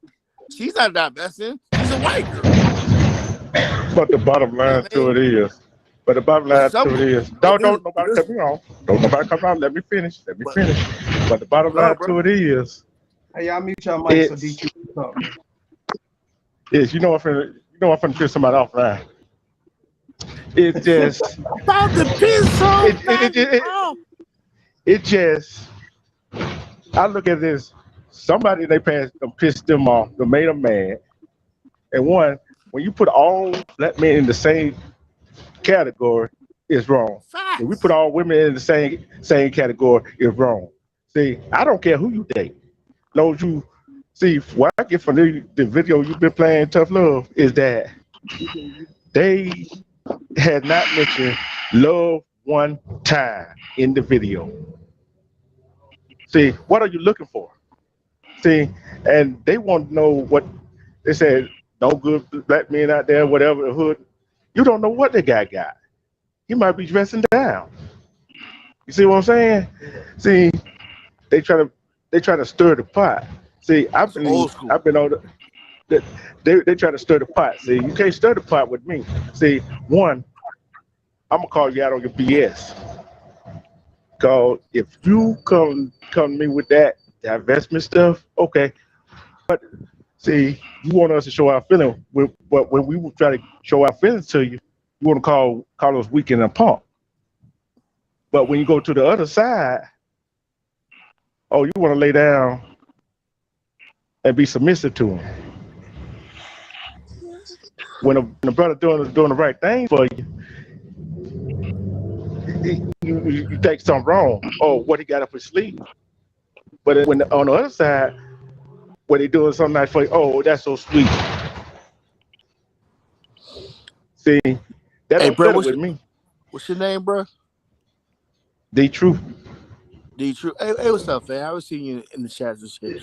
My thing is like this: you cannot take a couple of people you was dealing with and label a whole. You know what I'm saying? You can't do that. So you can look at stats and look at marriage statistics, all that shit like that, but you can't just take the people you dealt with and blame the whole other 90,000 million people in the world for that. And people they're just butthurt, man. I think. You know what I mean? I would never go to somebody for advice on relationships. I would look in the mirror. You feel me? What am I doing wrong? Why am I picking these women? You feel what I'm There saying? you go. I can't say That's your tip. I There you can't go. say all these broads is ratchet and shit. But I'm in the club every fucking weekend. There you I'm go. I'm picking the ratchet bitches, right? I can't There you say go. all these. I can't do that unless you look at yourself. You know what I'm saying? So all that I don't know why. That's what I'm saying. Kevin Samuels, rest in peace. I don't know why they were looking for guys from him. Look in the mirror. You make what you are. You Yeah. make what you are, man. Bottom line, Yeah. no other. Pray to God. You know what I mean? Go to sleep. Ask your mama, your grandmama. That's it. Yeah. Everything else, And motherfuckers, uncivilized, man. Charles Barkley.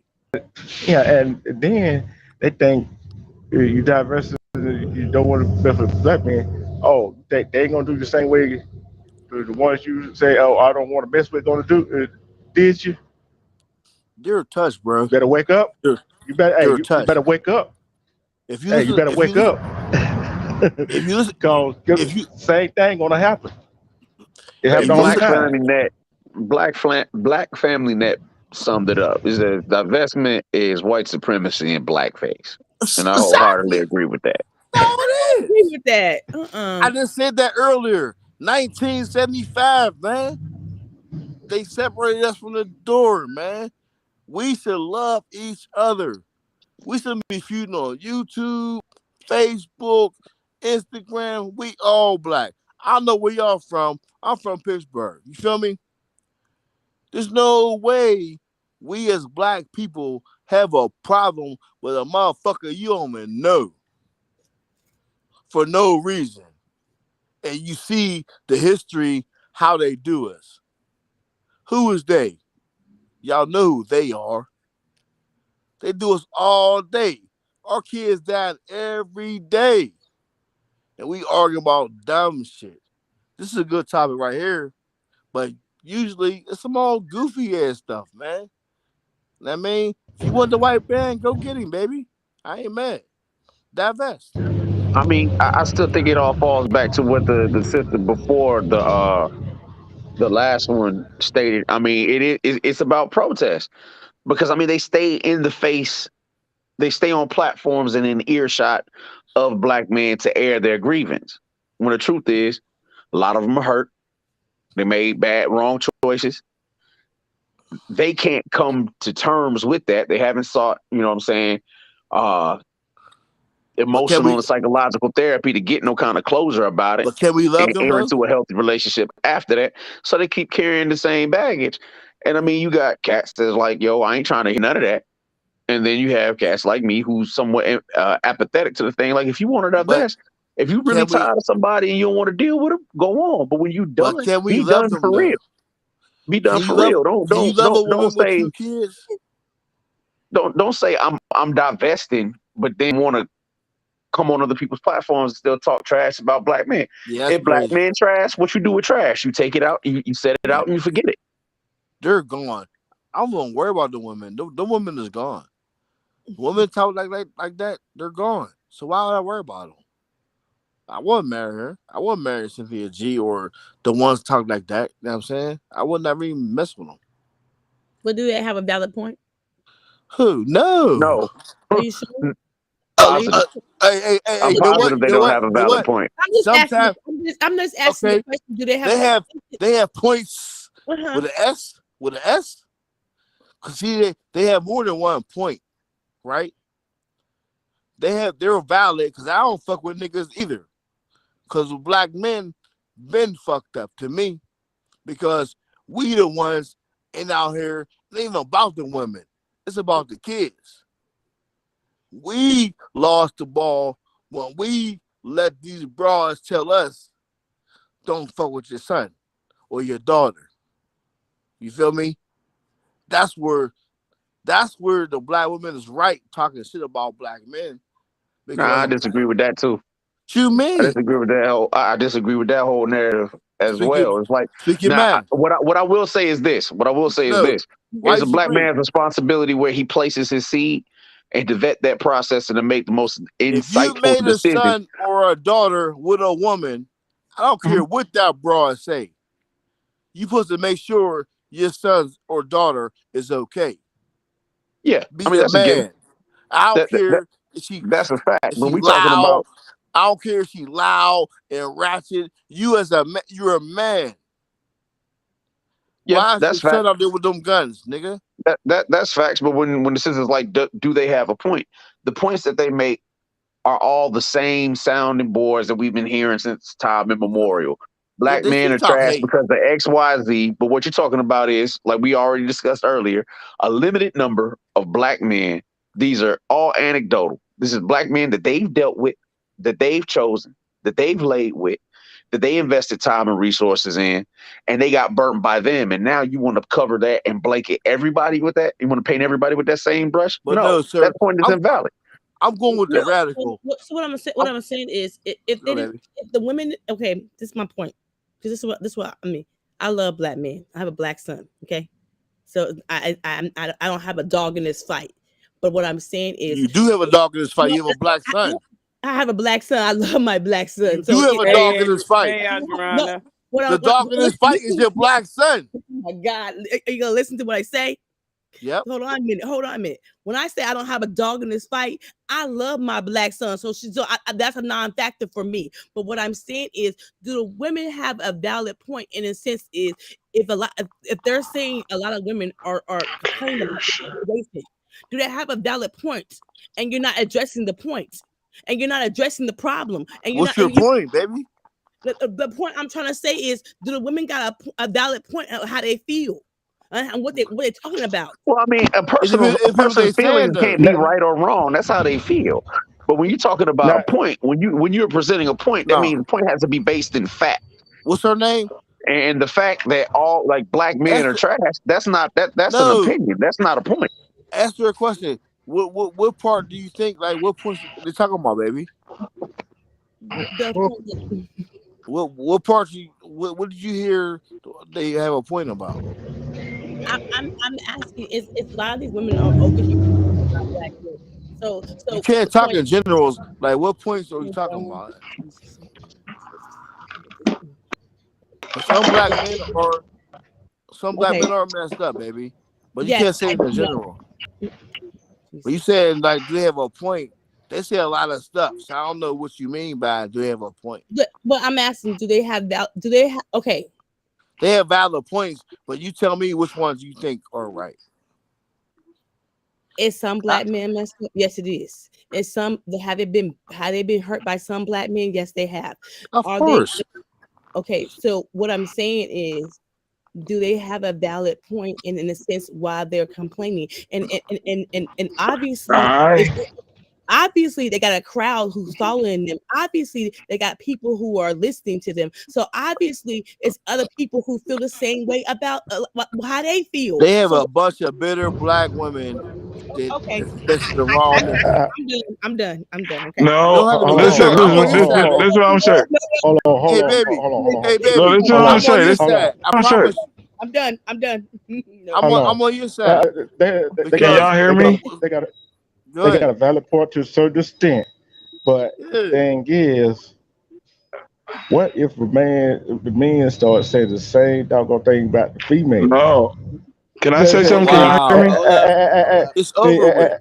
And the thing, And the point is that you can't, if you let your hurt come to your present relationship, that's on you. You gotta do like Michael Jackson said. You gotta take a look at the man in the mirror or the woman in the mirror. Man, hey, bro. Cynthia G said abort black babies. I would never agree with Bro, that. can I say something? Can anybody hear me? Hello. Go ahead, Red. I hear you. Listen. Um, she has every right to do what she want to do off her past. I don't know what I'm trying to say. Her past, whatever the fuck she went through. I did that. I got to a point where I was tired of black women in my life. I'm old enough to go through a lot of different stuff. Then I started messing with a white girl. Then all the black girls was like, "Oh, he only messed with white girls." I dated black girls for 37 years. I dated with one white girl my whole life, and every chick from that point on says, "Oh, I only thought you messed with white girls." I messed with one white girl. Now this is what black women do to men. If they ever see him with a white, he messed with white women. I'm telling you, like, it's not the same. Like, y'all, Well, I stopped excuse me, messing. sir. I'll never mess with a white girl again. Swear to God. Excuse I me, sir. went to Puerto I Rico. ask you a question. Oh, Was it because you was messing with somebody white, or was it the way that you dress and the music and what you like in general in life? who, me? Yes, sir. I'm a hood dude. Like we don't care about what. I don't understand the question. Like No, what I'm what I saying did is, don't change who I am. look, what I'm saying is, a lot of times if a woman tell you, I thought you like white girls, or you do this and that, it's because they usually say because you like country music or you dress a certain Nah, way. bro. Maybe you I'm don't like not Jordan. saying that. I'm just saying they see me with one white girl their whole life in the ghetto. She's in the ghetto. I don't listen to country music. I DJ. I play all the gangster shit. I'm not Okay. no country music person. I don't wear boots, hats, or none of that. All I'm saying is that they were one white girl with black girls for 30 some years. They see me with a white girl for 8 months, and all I ever dated was white girls from that point on. Oh, well, I only jumped in on you, sir, because I am No, you married good. and my wife is white. So, Ain't nothing wrong with a and white woman. Tough I Just love. ain't for wanted me. to ask. Tough love. I didn't know. Tough But Yeah, love ain't sleep. he may be tending to Nah, his daughter. Go ahead. Am I no, what's back up? on? Yeah, you on? Oh, my fault. Good. Y'all can rap. My son came through. My fault. Well, I want to How speak. y'all doing? Hi everybody. How y'all doing? This Miss Hey, Hello. how you Coco doing? Fiat. Hey Coco, how Salute you to the doing? piano, salute to tough love. Hey boo boo. How Salute to you the Tough doing? chat. Hello, love. Miss I just want to You. chime in real fast, you guys. Look, And I'm from respect the the hood, truth. and at first, growing up around hood people, hood dudes, whatever, my Man, whole we thing was all this. It niggas, was like, man. They keep saying hood. it was like, I had my own personal preference, you know what I'm saying? But life experiences allowed me to see beyond just what I grew up around. I've dated outside my race, but do I love my black men? Absolutely I do. And I don't put nobody above them. And my thing is this, any race that I dealt with, I still went through shit. It didn't change because I said, hey, I'm going to go date this Spanish guy. I'm going to date this white guy. I still dealt with the fuckery. And it was even a point at first, I was like, damn, all niggas ain't shit. These motherfuckers ain't shit. But let me tell you something. It took a good man to treat me right and show me a different side. You understand what I'm saying? So I could not collectively group all men into one category. All of them was not going to treat me bad. All of them was not going to treat me fucked up. So I couldn't do that. So that life experience right there taught me I had to choose and deal with them on an individual basis. I could not put them all in one pool. They all brought something different to the table, but I actually learned something different from all of them. You understand what I'm saying? So, and as far as like the black fathers and stuff, I don't think that we're lost as a black society, but damn right, I think we got work to do. I think if you got fathers out here that want to be in their children's lives, and you got women that are trying to block them from being in their children's lives, they ain't shit. And I said what I said. Because at the end of the day, whether this man want to be with you or not, when y'all laid down and made that baby, it took two, not just you, sweetheart. So let this man be in the child's life. If they trying to be in your child's life, I don't care if financially they can't do what they need to do, but if they want to spend that time, you got to understand, collectively as a parent, it takes more than just the money. We have to teach our children morals and values and things of that nature. If you have a son, I really believe it's extremely important for their fathers to be able to be in their lives and show them how to be a man. You can only show them what you know how to do, but you are not a man, sweetheart. You wear panties. You are not a man. Let this man come in and do what he needs to do. Stop being mad because he left you and he went with somebody else, or he decided the relationship was what he didn't want. Now you mad and you bitter, and you done trucked on and jumped on your banana boat bike and walked down to the child support office, and now you want child support because you mad. I'm saying a lot of stuff for these bitches in the back, and I know you probably mad, but I don't give a fuck. It's the truth. Some of you motherfuckers only did that to be spiteful. Some of y'all did that to be spiteful. Let's keep it real. You had a child's father that was in their lives, doing for their children, spending time with their kids, and you were mad.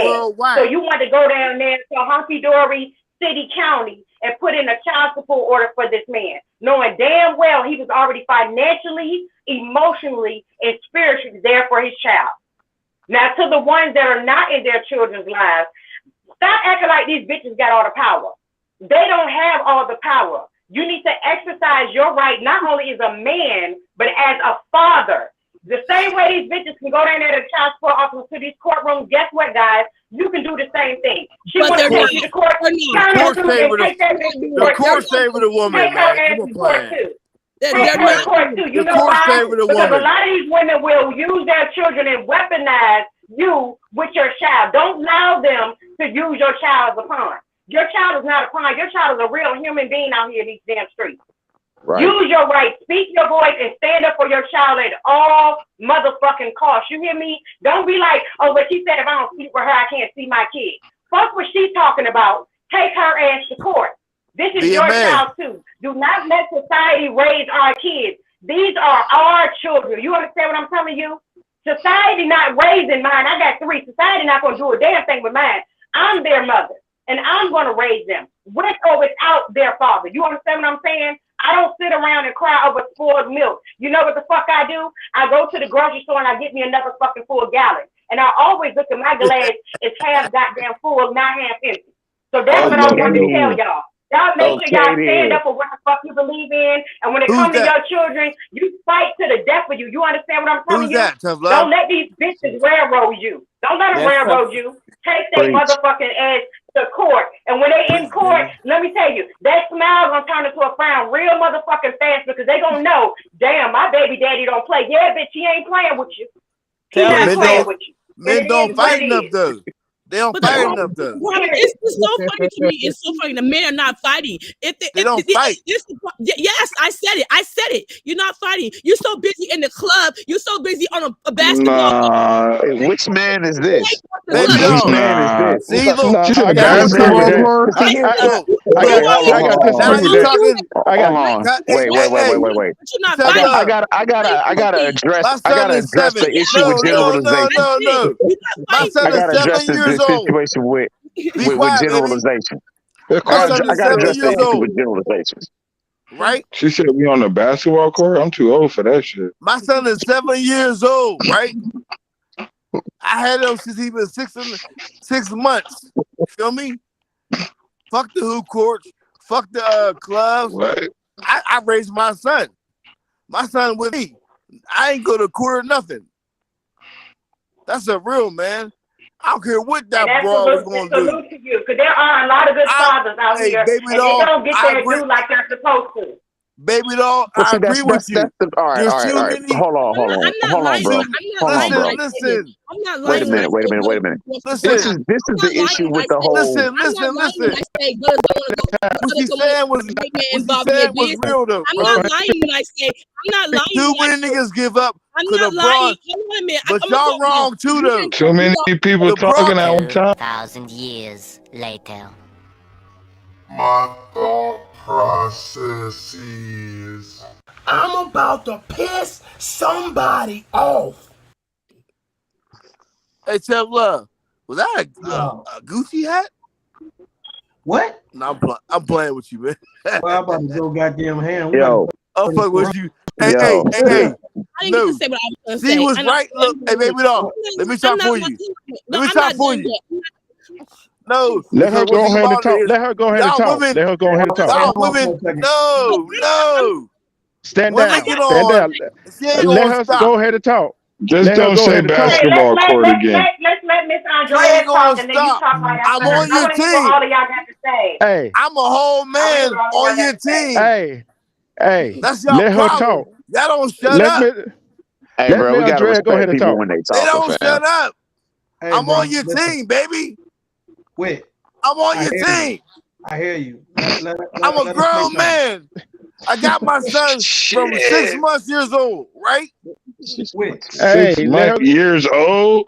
What is Quit. 6 months Miss years old? Andrea, go ahead, please, because I want to hear what you My have to son say. I by want to give I it did to myself, too. everybody. nigga. Likewise. Jesus. Okay, so look at here.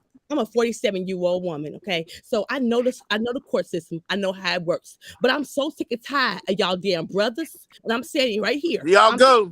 Yeah, yes, I said it. I'm sick and tired of y'all brothers talking about, oh, I want to fight for my kids. Get your ass down to the courthouse. If you're so mad at the woman and you telling the woman is down at the courthouse, obviously she know the game. Or you know the game because you don't want to go down there. I'm so tired of brothers saying white man is in our business. Well, white man's in our business. Get your I ass got down. my son, baby. Have mercy. All right, If you got your son, let us finish, bro. I ain't talking to you then. Okay, you the school. You're non-factor right now. How about that? I said it then. Okay. Shit. What I'm saying is, I'm so tired of my brothers talking right now. Down the courthouse. I'm so tired of talking about my kids. Then get your ass down there, then. Okay, don't talk about it. Be about it. All right. But You All right. right, bottom line baby. is, More see, Nah, men. thing, nah. See, More I men. thing is, disagree. I More disagree. men. I disagree see, with the whole see, thing. No, I I agree disagree with with the her. whole thing. hey, I I'm I agree talking. with disagree with the her. I'm whole You know thing. talking. It why I ain't about agree with going her? down to no Hey, courthouse. No, Period. I It's agree. not about going down to a Hey, one courthouse. person at a time, well, The man. fact one, of the One matter person is, at a time. if No, you try to be a man. cooperative parent, there shouldn't be a courthouse involved in the first place if you Everybody prioritize the well-being Facts. of the child over anything else, They regardless. Because use if the you're an court. adult, wait, hold on, I'm still talking. If you're an adult, you know how to communicate like adults. You know how to prioritize the necessity and needs of the child over feelings. Not See, them we bring bras. courts are brought in to mediate when adults fail to do so. That's the whole How many purpose of of court. these women And the are thing about it adults? is, hold These on, And hold on. men. I'm who about sat to the court drop some on? facts. I'm about to drop some facts. And the court is the biggest, no, the court is the biggest scam in the first place. Because what you don't The know is money with the when it women, comes to man. child support, wait, I'm still talking. The money with the women. When it comes to child support, they take a percentage off the top anyway. So Anyway, you have incentive to drag the man into court. If you really want to talk about being effective parents, the parenting needs to remain with the parents and not the courthouse. Learn how to communicate and talk to each other and not play games. Now, of a truth, are there some sorry brothers out there? Absolutely. Are there some sorry brothers out there? Absolutely. And that's when courts have to be drugged into the situation. But to cover it with a blanket statement as though it is commonplace for brothers to have an active avoidance and being in the lives of their children, that's just bullshit. the And I got to problem is the call that. women.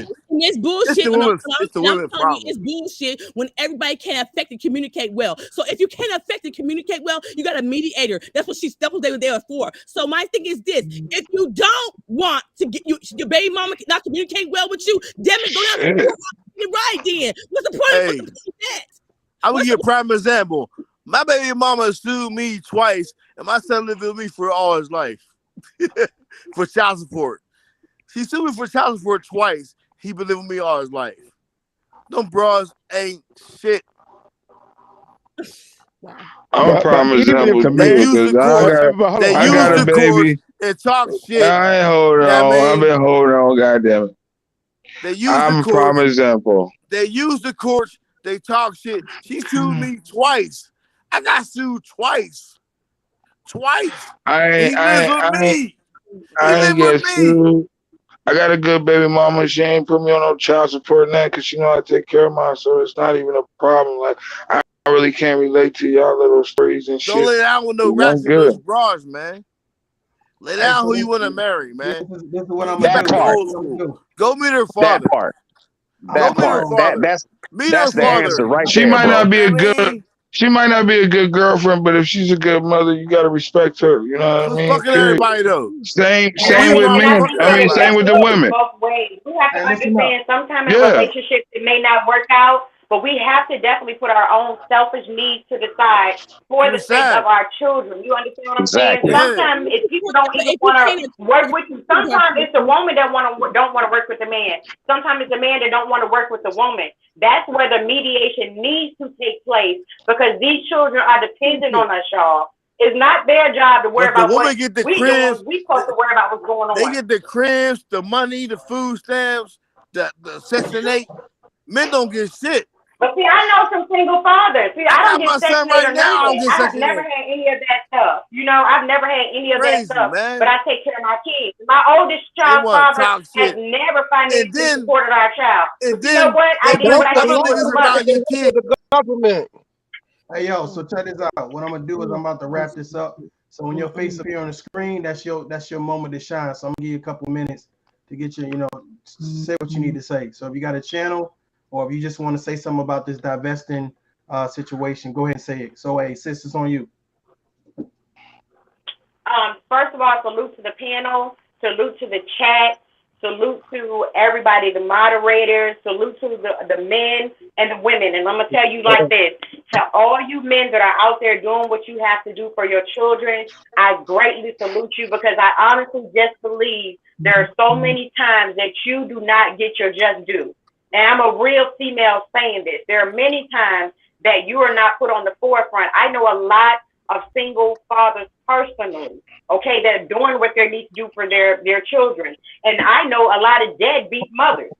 And a lot of times that's not talked about, but that is a reality. There are a lot of mothers out here that would rather turn up, that really need to be turning the fuck down and doing what they have to do as a parent. You understand what I'm saying? But at the end of the day, still, no, whatever nobody's not doing, never let that negate what you're supposed to be doing.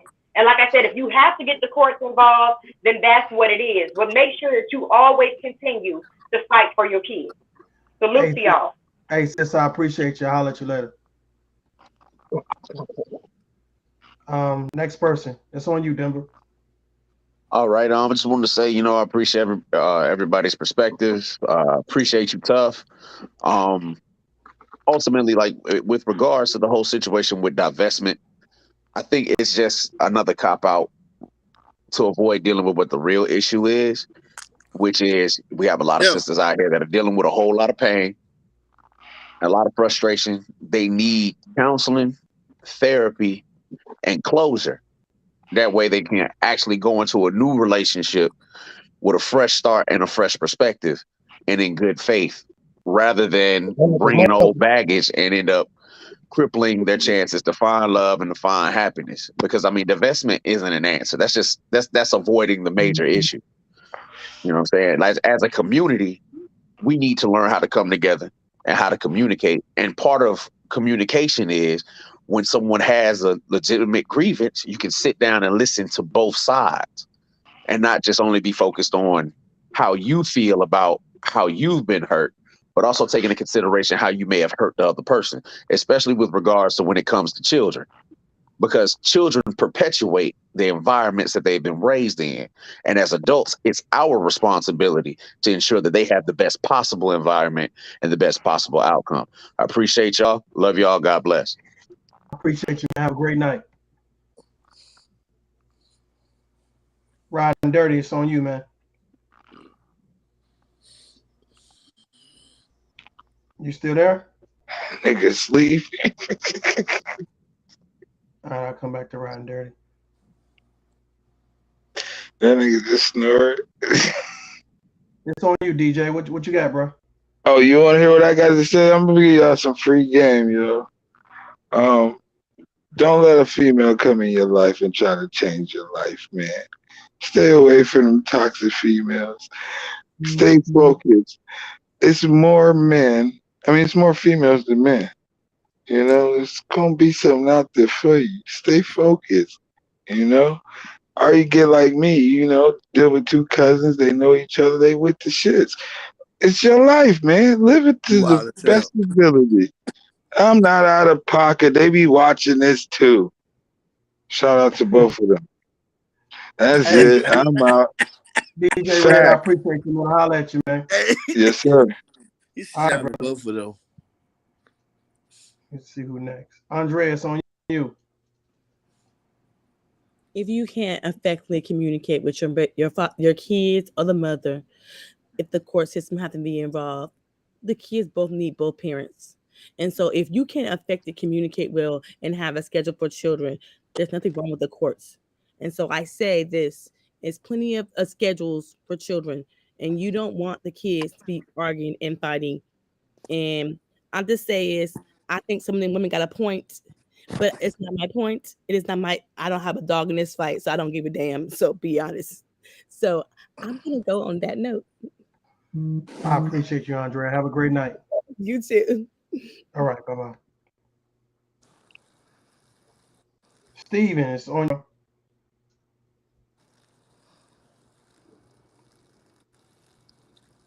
My fault. I had my mute on. Are Thanks you for good? having me on. I enjoyed the last time I was here when I got kicked off about 50 times and came back. Um, I enjoyed that. That was pretty awesome. I don't think no YouTuber, no person that does incredible content do stuff like what you did that night. Besides that, I want to say divestment. I haven't seen nothing like that coming from black men, and it's confusing as of why we don't just dead it off and move forward to something greater. I think it's a holdback. And I seen the picture you showed of an old girl, and I just looked and said, why is we even talking about people in divestment when the people that's supposed to be the figureheads of it is not divestors?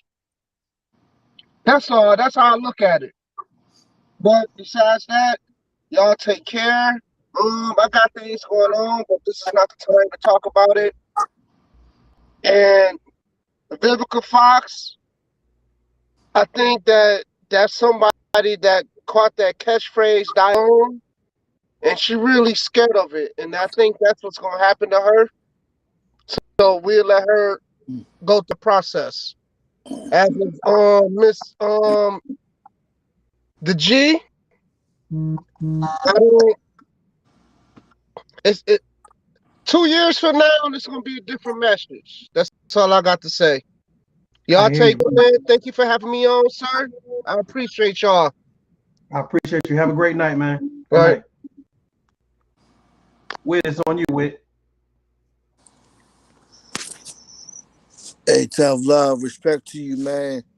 Once again, you bring great panels and great conversations. And I like how you broke it up. Now, I mean, we start getting out of hand and stuff. But man, it's about this, man. Divestors, to me, forget them. They're lost, man. I'm not messing with nobody lost in this thing I'm trying to do. Like I see you trying to do something with the black people. So man, we soldiers, man. We old souls. You know what I'm saying? So anybody against the grain, I don't even worry about them. They lost. So I don't really care. They're not me. They're not of me. You know what I'm saying? But I say to black men, to the Miss Antoinette, whatever her name was, you know what I mean? I forget. It started with the A. Andrea. Huh? Andrea. Yeah. She right. You know what I mean? We as men Go get your sons, man. I mean, we gotta connect back. There's too many disconnected families where the sons is out there doing all this wild shit, and excuse my language, but and ain't no father stepping up. I don't care if you 50, 60, 70. If you got a son out there, man, go get him. At least rap to him. I mean, if not, the violence ain't gonna never stop. That's my point, man. You know what I mean? I want the violence to stop. I don't care about YouTube beef and this, that. I care about these little kids out here shooting everybody every day. You feel me? That's my march, man. But No God doubt, bless you, bro. man, and keep going what you're doing, man. God, I I love appreciate you, man. my man. Have a great night, bro. The truth. It's on you, brother. Yeah, tough love. That's one of the subjects that I started to talk about when I first started, and I just sat back and said, "Wait a minute." Well, I try to convince some male or female that want to date outside the race. My point of view, and I say I don't care who they date. I'm like, I'm a military vet. We've seen all kind of women in the military. They probably dated all different type. You know what I'm saying? Yeah. But the thing I have with probably some of these YouTube content creators that's talk about divestment is putting all black men in the same doggone category. That's my only problem with them. Cause you put if you put everybody in the same category, and just like I say sometimes, I was like, take a look at the man in the mirror. You got to, cause if you don't take a look at the man in the mirror, you going and sometimes we as humans, as I said, as humans, some of us don't take accountability of our actions, what happened in that relationship. What made him to do that? What made her do that? And another thing is they wasted their time talking about, oh, we don't like black men because of this, because of that. Who cares? Yeah, I care you don't, but who cares? Yeah, but let me hear you talk about the black health issues. Let me hear you talk about the missing black females and black little girls and little boys that missing that not getting attention on the news. Feel what I'm saying? Let me hear you talk about reparation that we we are old. You see what I'm saying? They they try to make this. I look at it. They try to make themselves feel better about the decision they made, not the decision that it ain't like nobody forced you to go with that person. Nobody forced you to sleep with that person. Nobody forced you to have a child by that person. And then on top of that, when a man goes to court, fight for his child, the woman already got the advantage when he get there. She can tell a lie in a heartbeat, and guess what? It's all over with. But tough love, I love you, brother. Cause you're a vet and I'm a vet. I love you, brother. Cause I keep it real. And I would love you to have you on my panel for the midnight special Friday night after Mr. Skinny go off. Cause I'm gonna highlight uh, a missing child or adult that hasn't got the exposure that they deserve to get exposure for. So it's gonna be fun. And that D True TV, Hey, D Truth, before you leave, do me a favor, or at least in a private chat, drop your email, brother. I appreciate you pulling up, and I definitely appreciate your feedback. Thank you, brother. Okay. All right, bro. Have a good night. You too.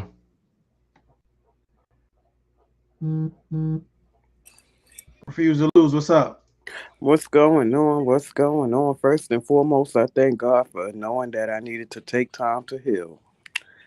Number one. The first topic, I want to say from experience and seeing different friends in these different, kind of relationships.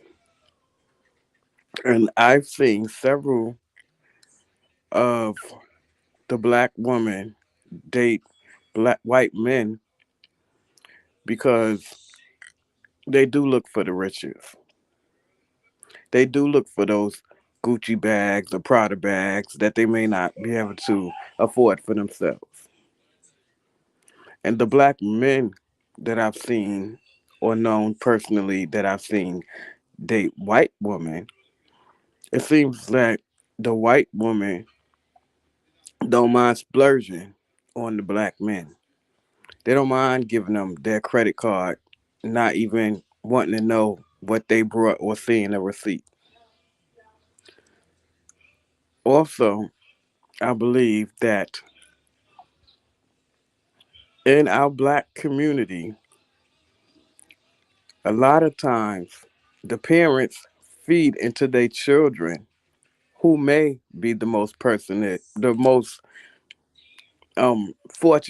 race, which is a lot of times, even growing up as kids, 9 times out of 10, our parents' employer was the white man. And so a lot of times they do feed that into their children. And so I just wanted to highlight other reasonings for why people may feel the way they feel. The first young lady to me seemed to be a younger young lady, and I just don't believe that's a decision she made on her own free will. I believe that it was something probably spoken to her frequently, or even maybe those were the kind of people her parents might have hung out around. But I just don't see that that's something that she came to by herself. And I just wanted to add that. Thank you so much. I appreciate your refusal to lose. I appreciate you pulling up and giving your feedback. Thank you very much. You got it. Have a good night. So, ladies and gentlemen, this is where I do my little closeout monologue. First of all, let me just say I appreciate everybody for coming through tonight. A lot of great feedback. As you guys can see, sometimes things can get a little bit heated, but for the most part, I think it was okay. What I wanted to say, and this is to the brothers, past, present, and future. Um, I don't and will not tolerate us calling females out their names. There's no need for it. There's no need for it. You know what I'm saying? There's no need for it. I do know that, depending on what we do on a daily basis, some things are normal, you know what I'm saying? But I don't want to do those things here. And in reference to, we won't joke on people that can't defend themselves back. So if I play a video from another content creator, it's not to put them on the spot and to joke on them. It's to outline the content. It's not to outline how the hair looks, the makeup looks, et cetera, et cetera, et cetera, unless the content is about that. So I would ask you guys to follow my lead, and my lead is not to disrespect anybody, because I wouldn't want anybody playing my videos and objectifying me in that sense. So, but again, I appreciate you guys' feedback, your perspectives, and I'm hoping that when we talked about the divestment situation, that people can understand that we we all have different outlooks. We all have reasons on why we're doing certain things. But let me explain this, guys, to you real quick or whatever. And salute to the women that came to the panel. I know it was a lot of gentlemen. You guys came up and represented yourselves very well, and you also had great viewpoints along with the gentlemen. So it's a blessing to even have you guys take the time to come and give your viewpoints. But it definitely adds to this platform. So thank you very much. But this is what I was gonna say. And also thank you for all of the donations and super chats. You guys are phenomenal. Thank you very much. So let me get into this. These conversations won't fix shit. Did I lose anybody? Did I wake somebody up? These conversations won't fix shit. These conversations are to remind us of what's going on. So therefore you can fix things in your individual life, your collective communities, your families. They're not going to fix anything. They're just reminders. They're reminders of better solutions, better way to handle situations, better ways to heal. They're not going to fix things overnight, which is the reason why we're almost going on 3 hours for this conversation, is because this is not to be rushed. This is to kind of be, you know, it needs to marinate.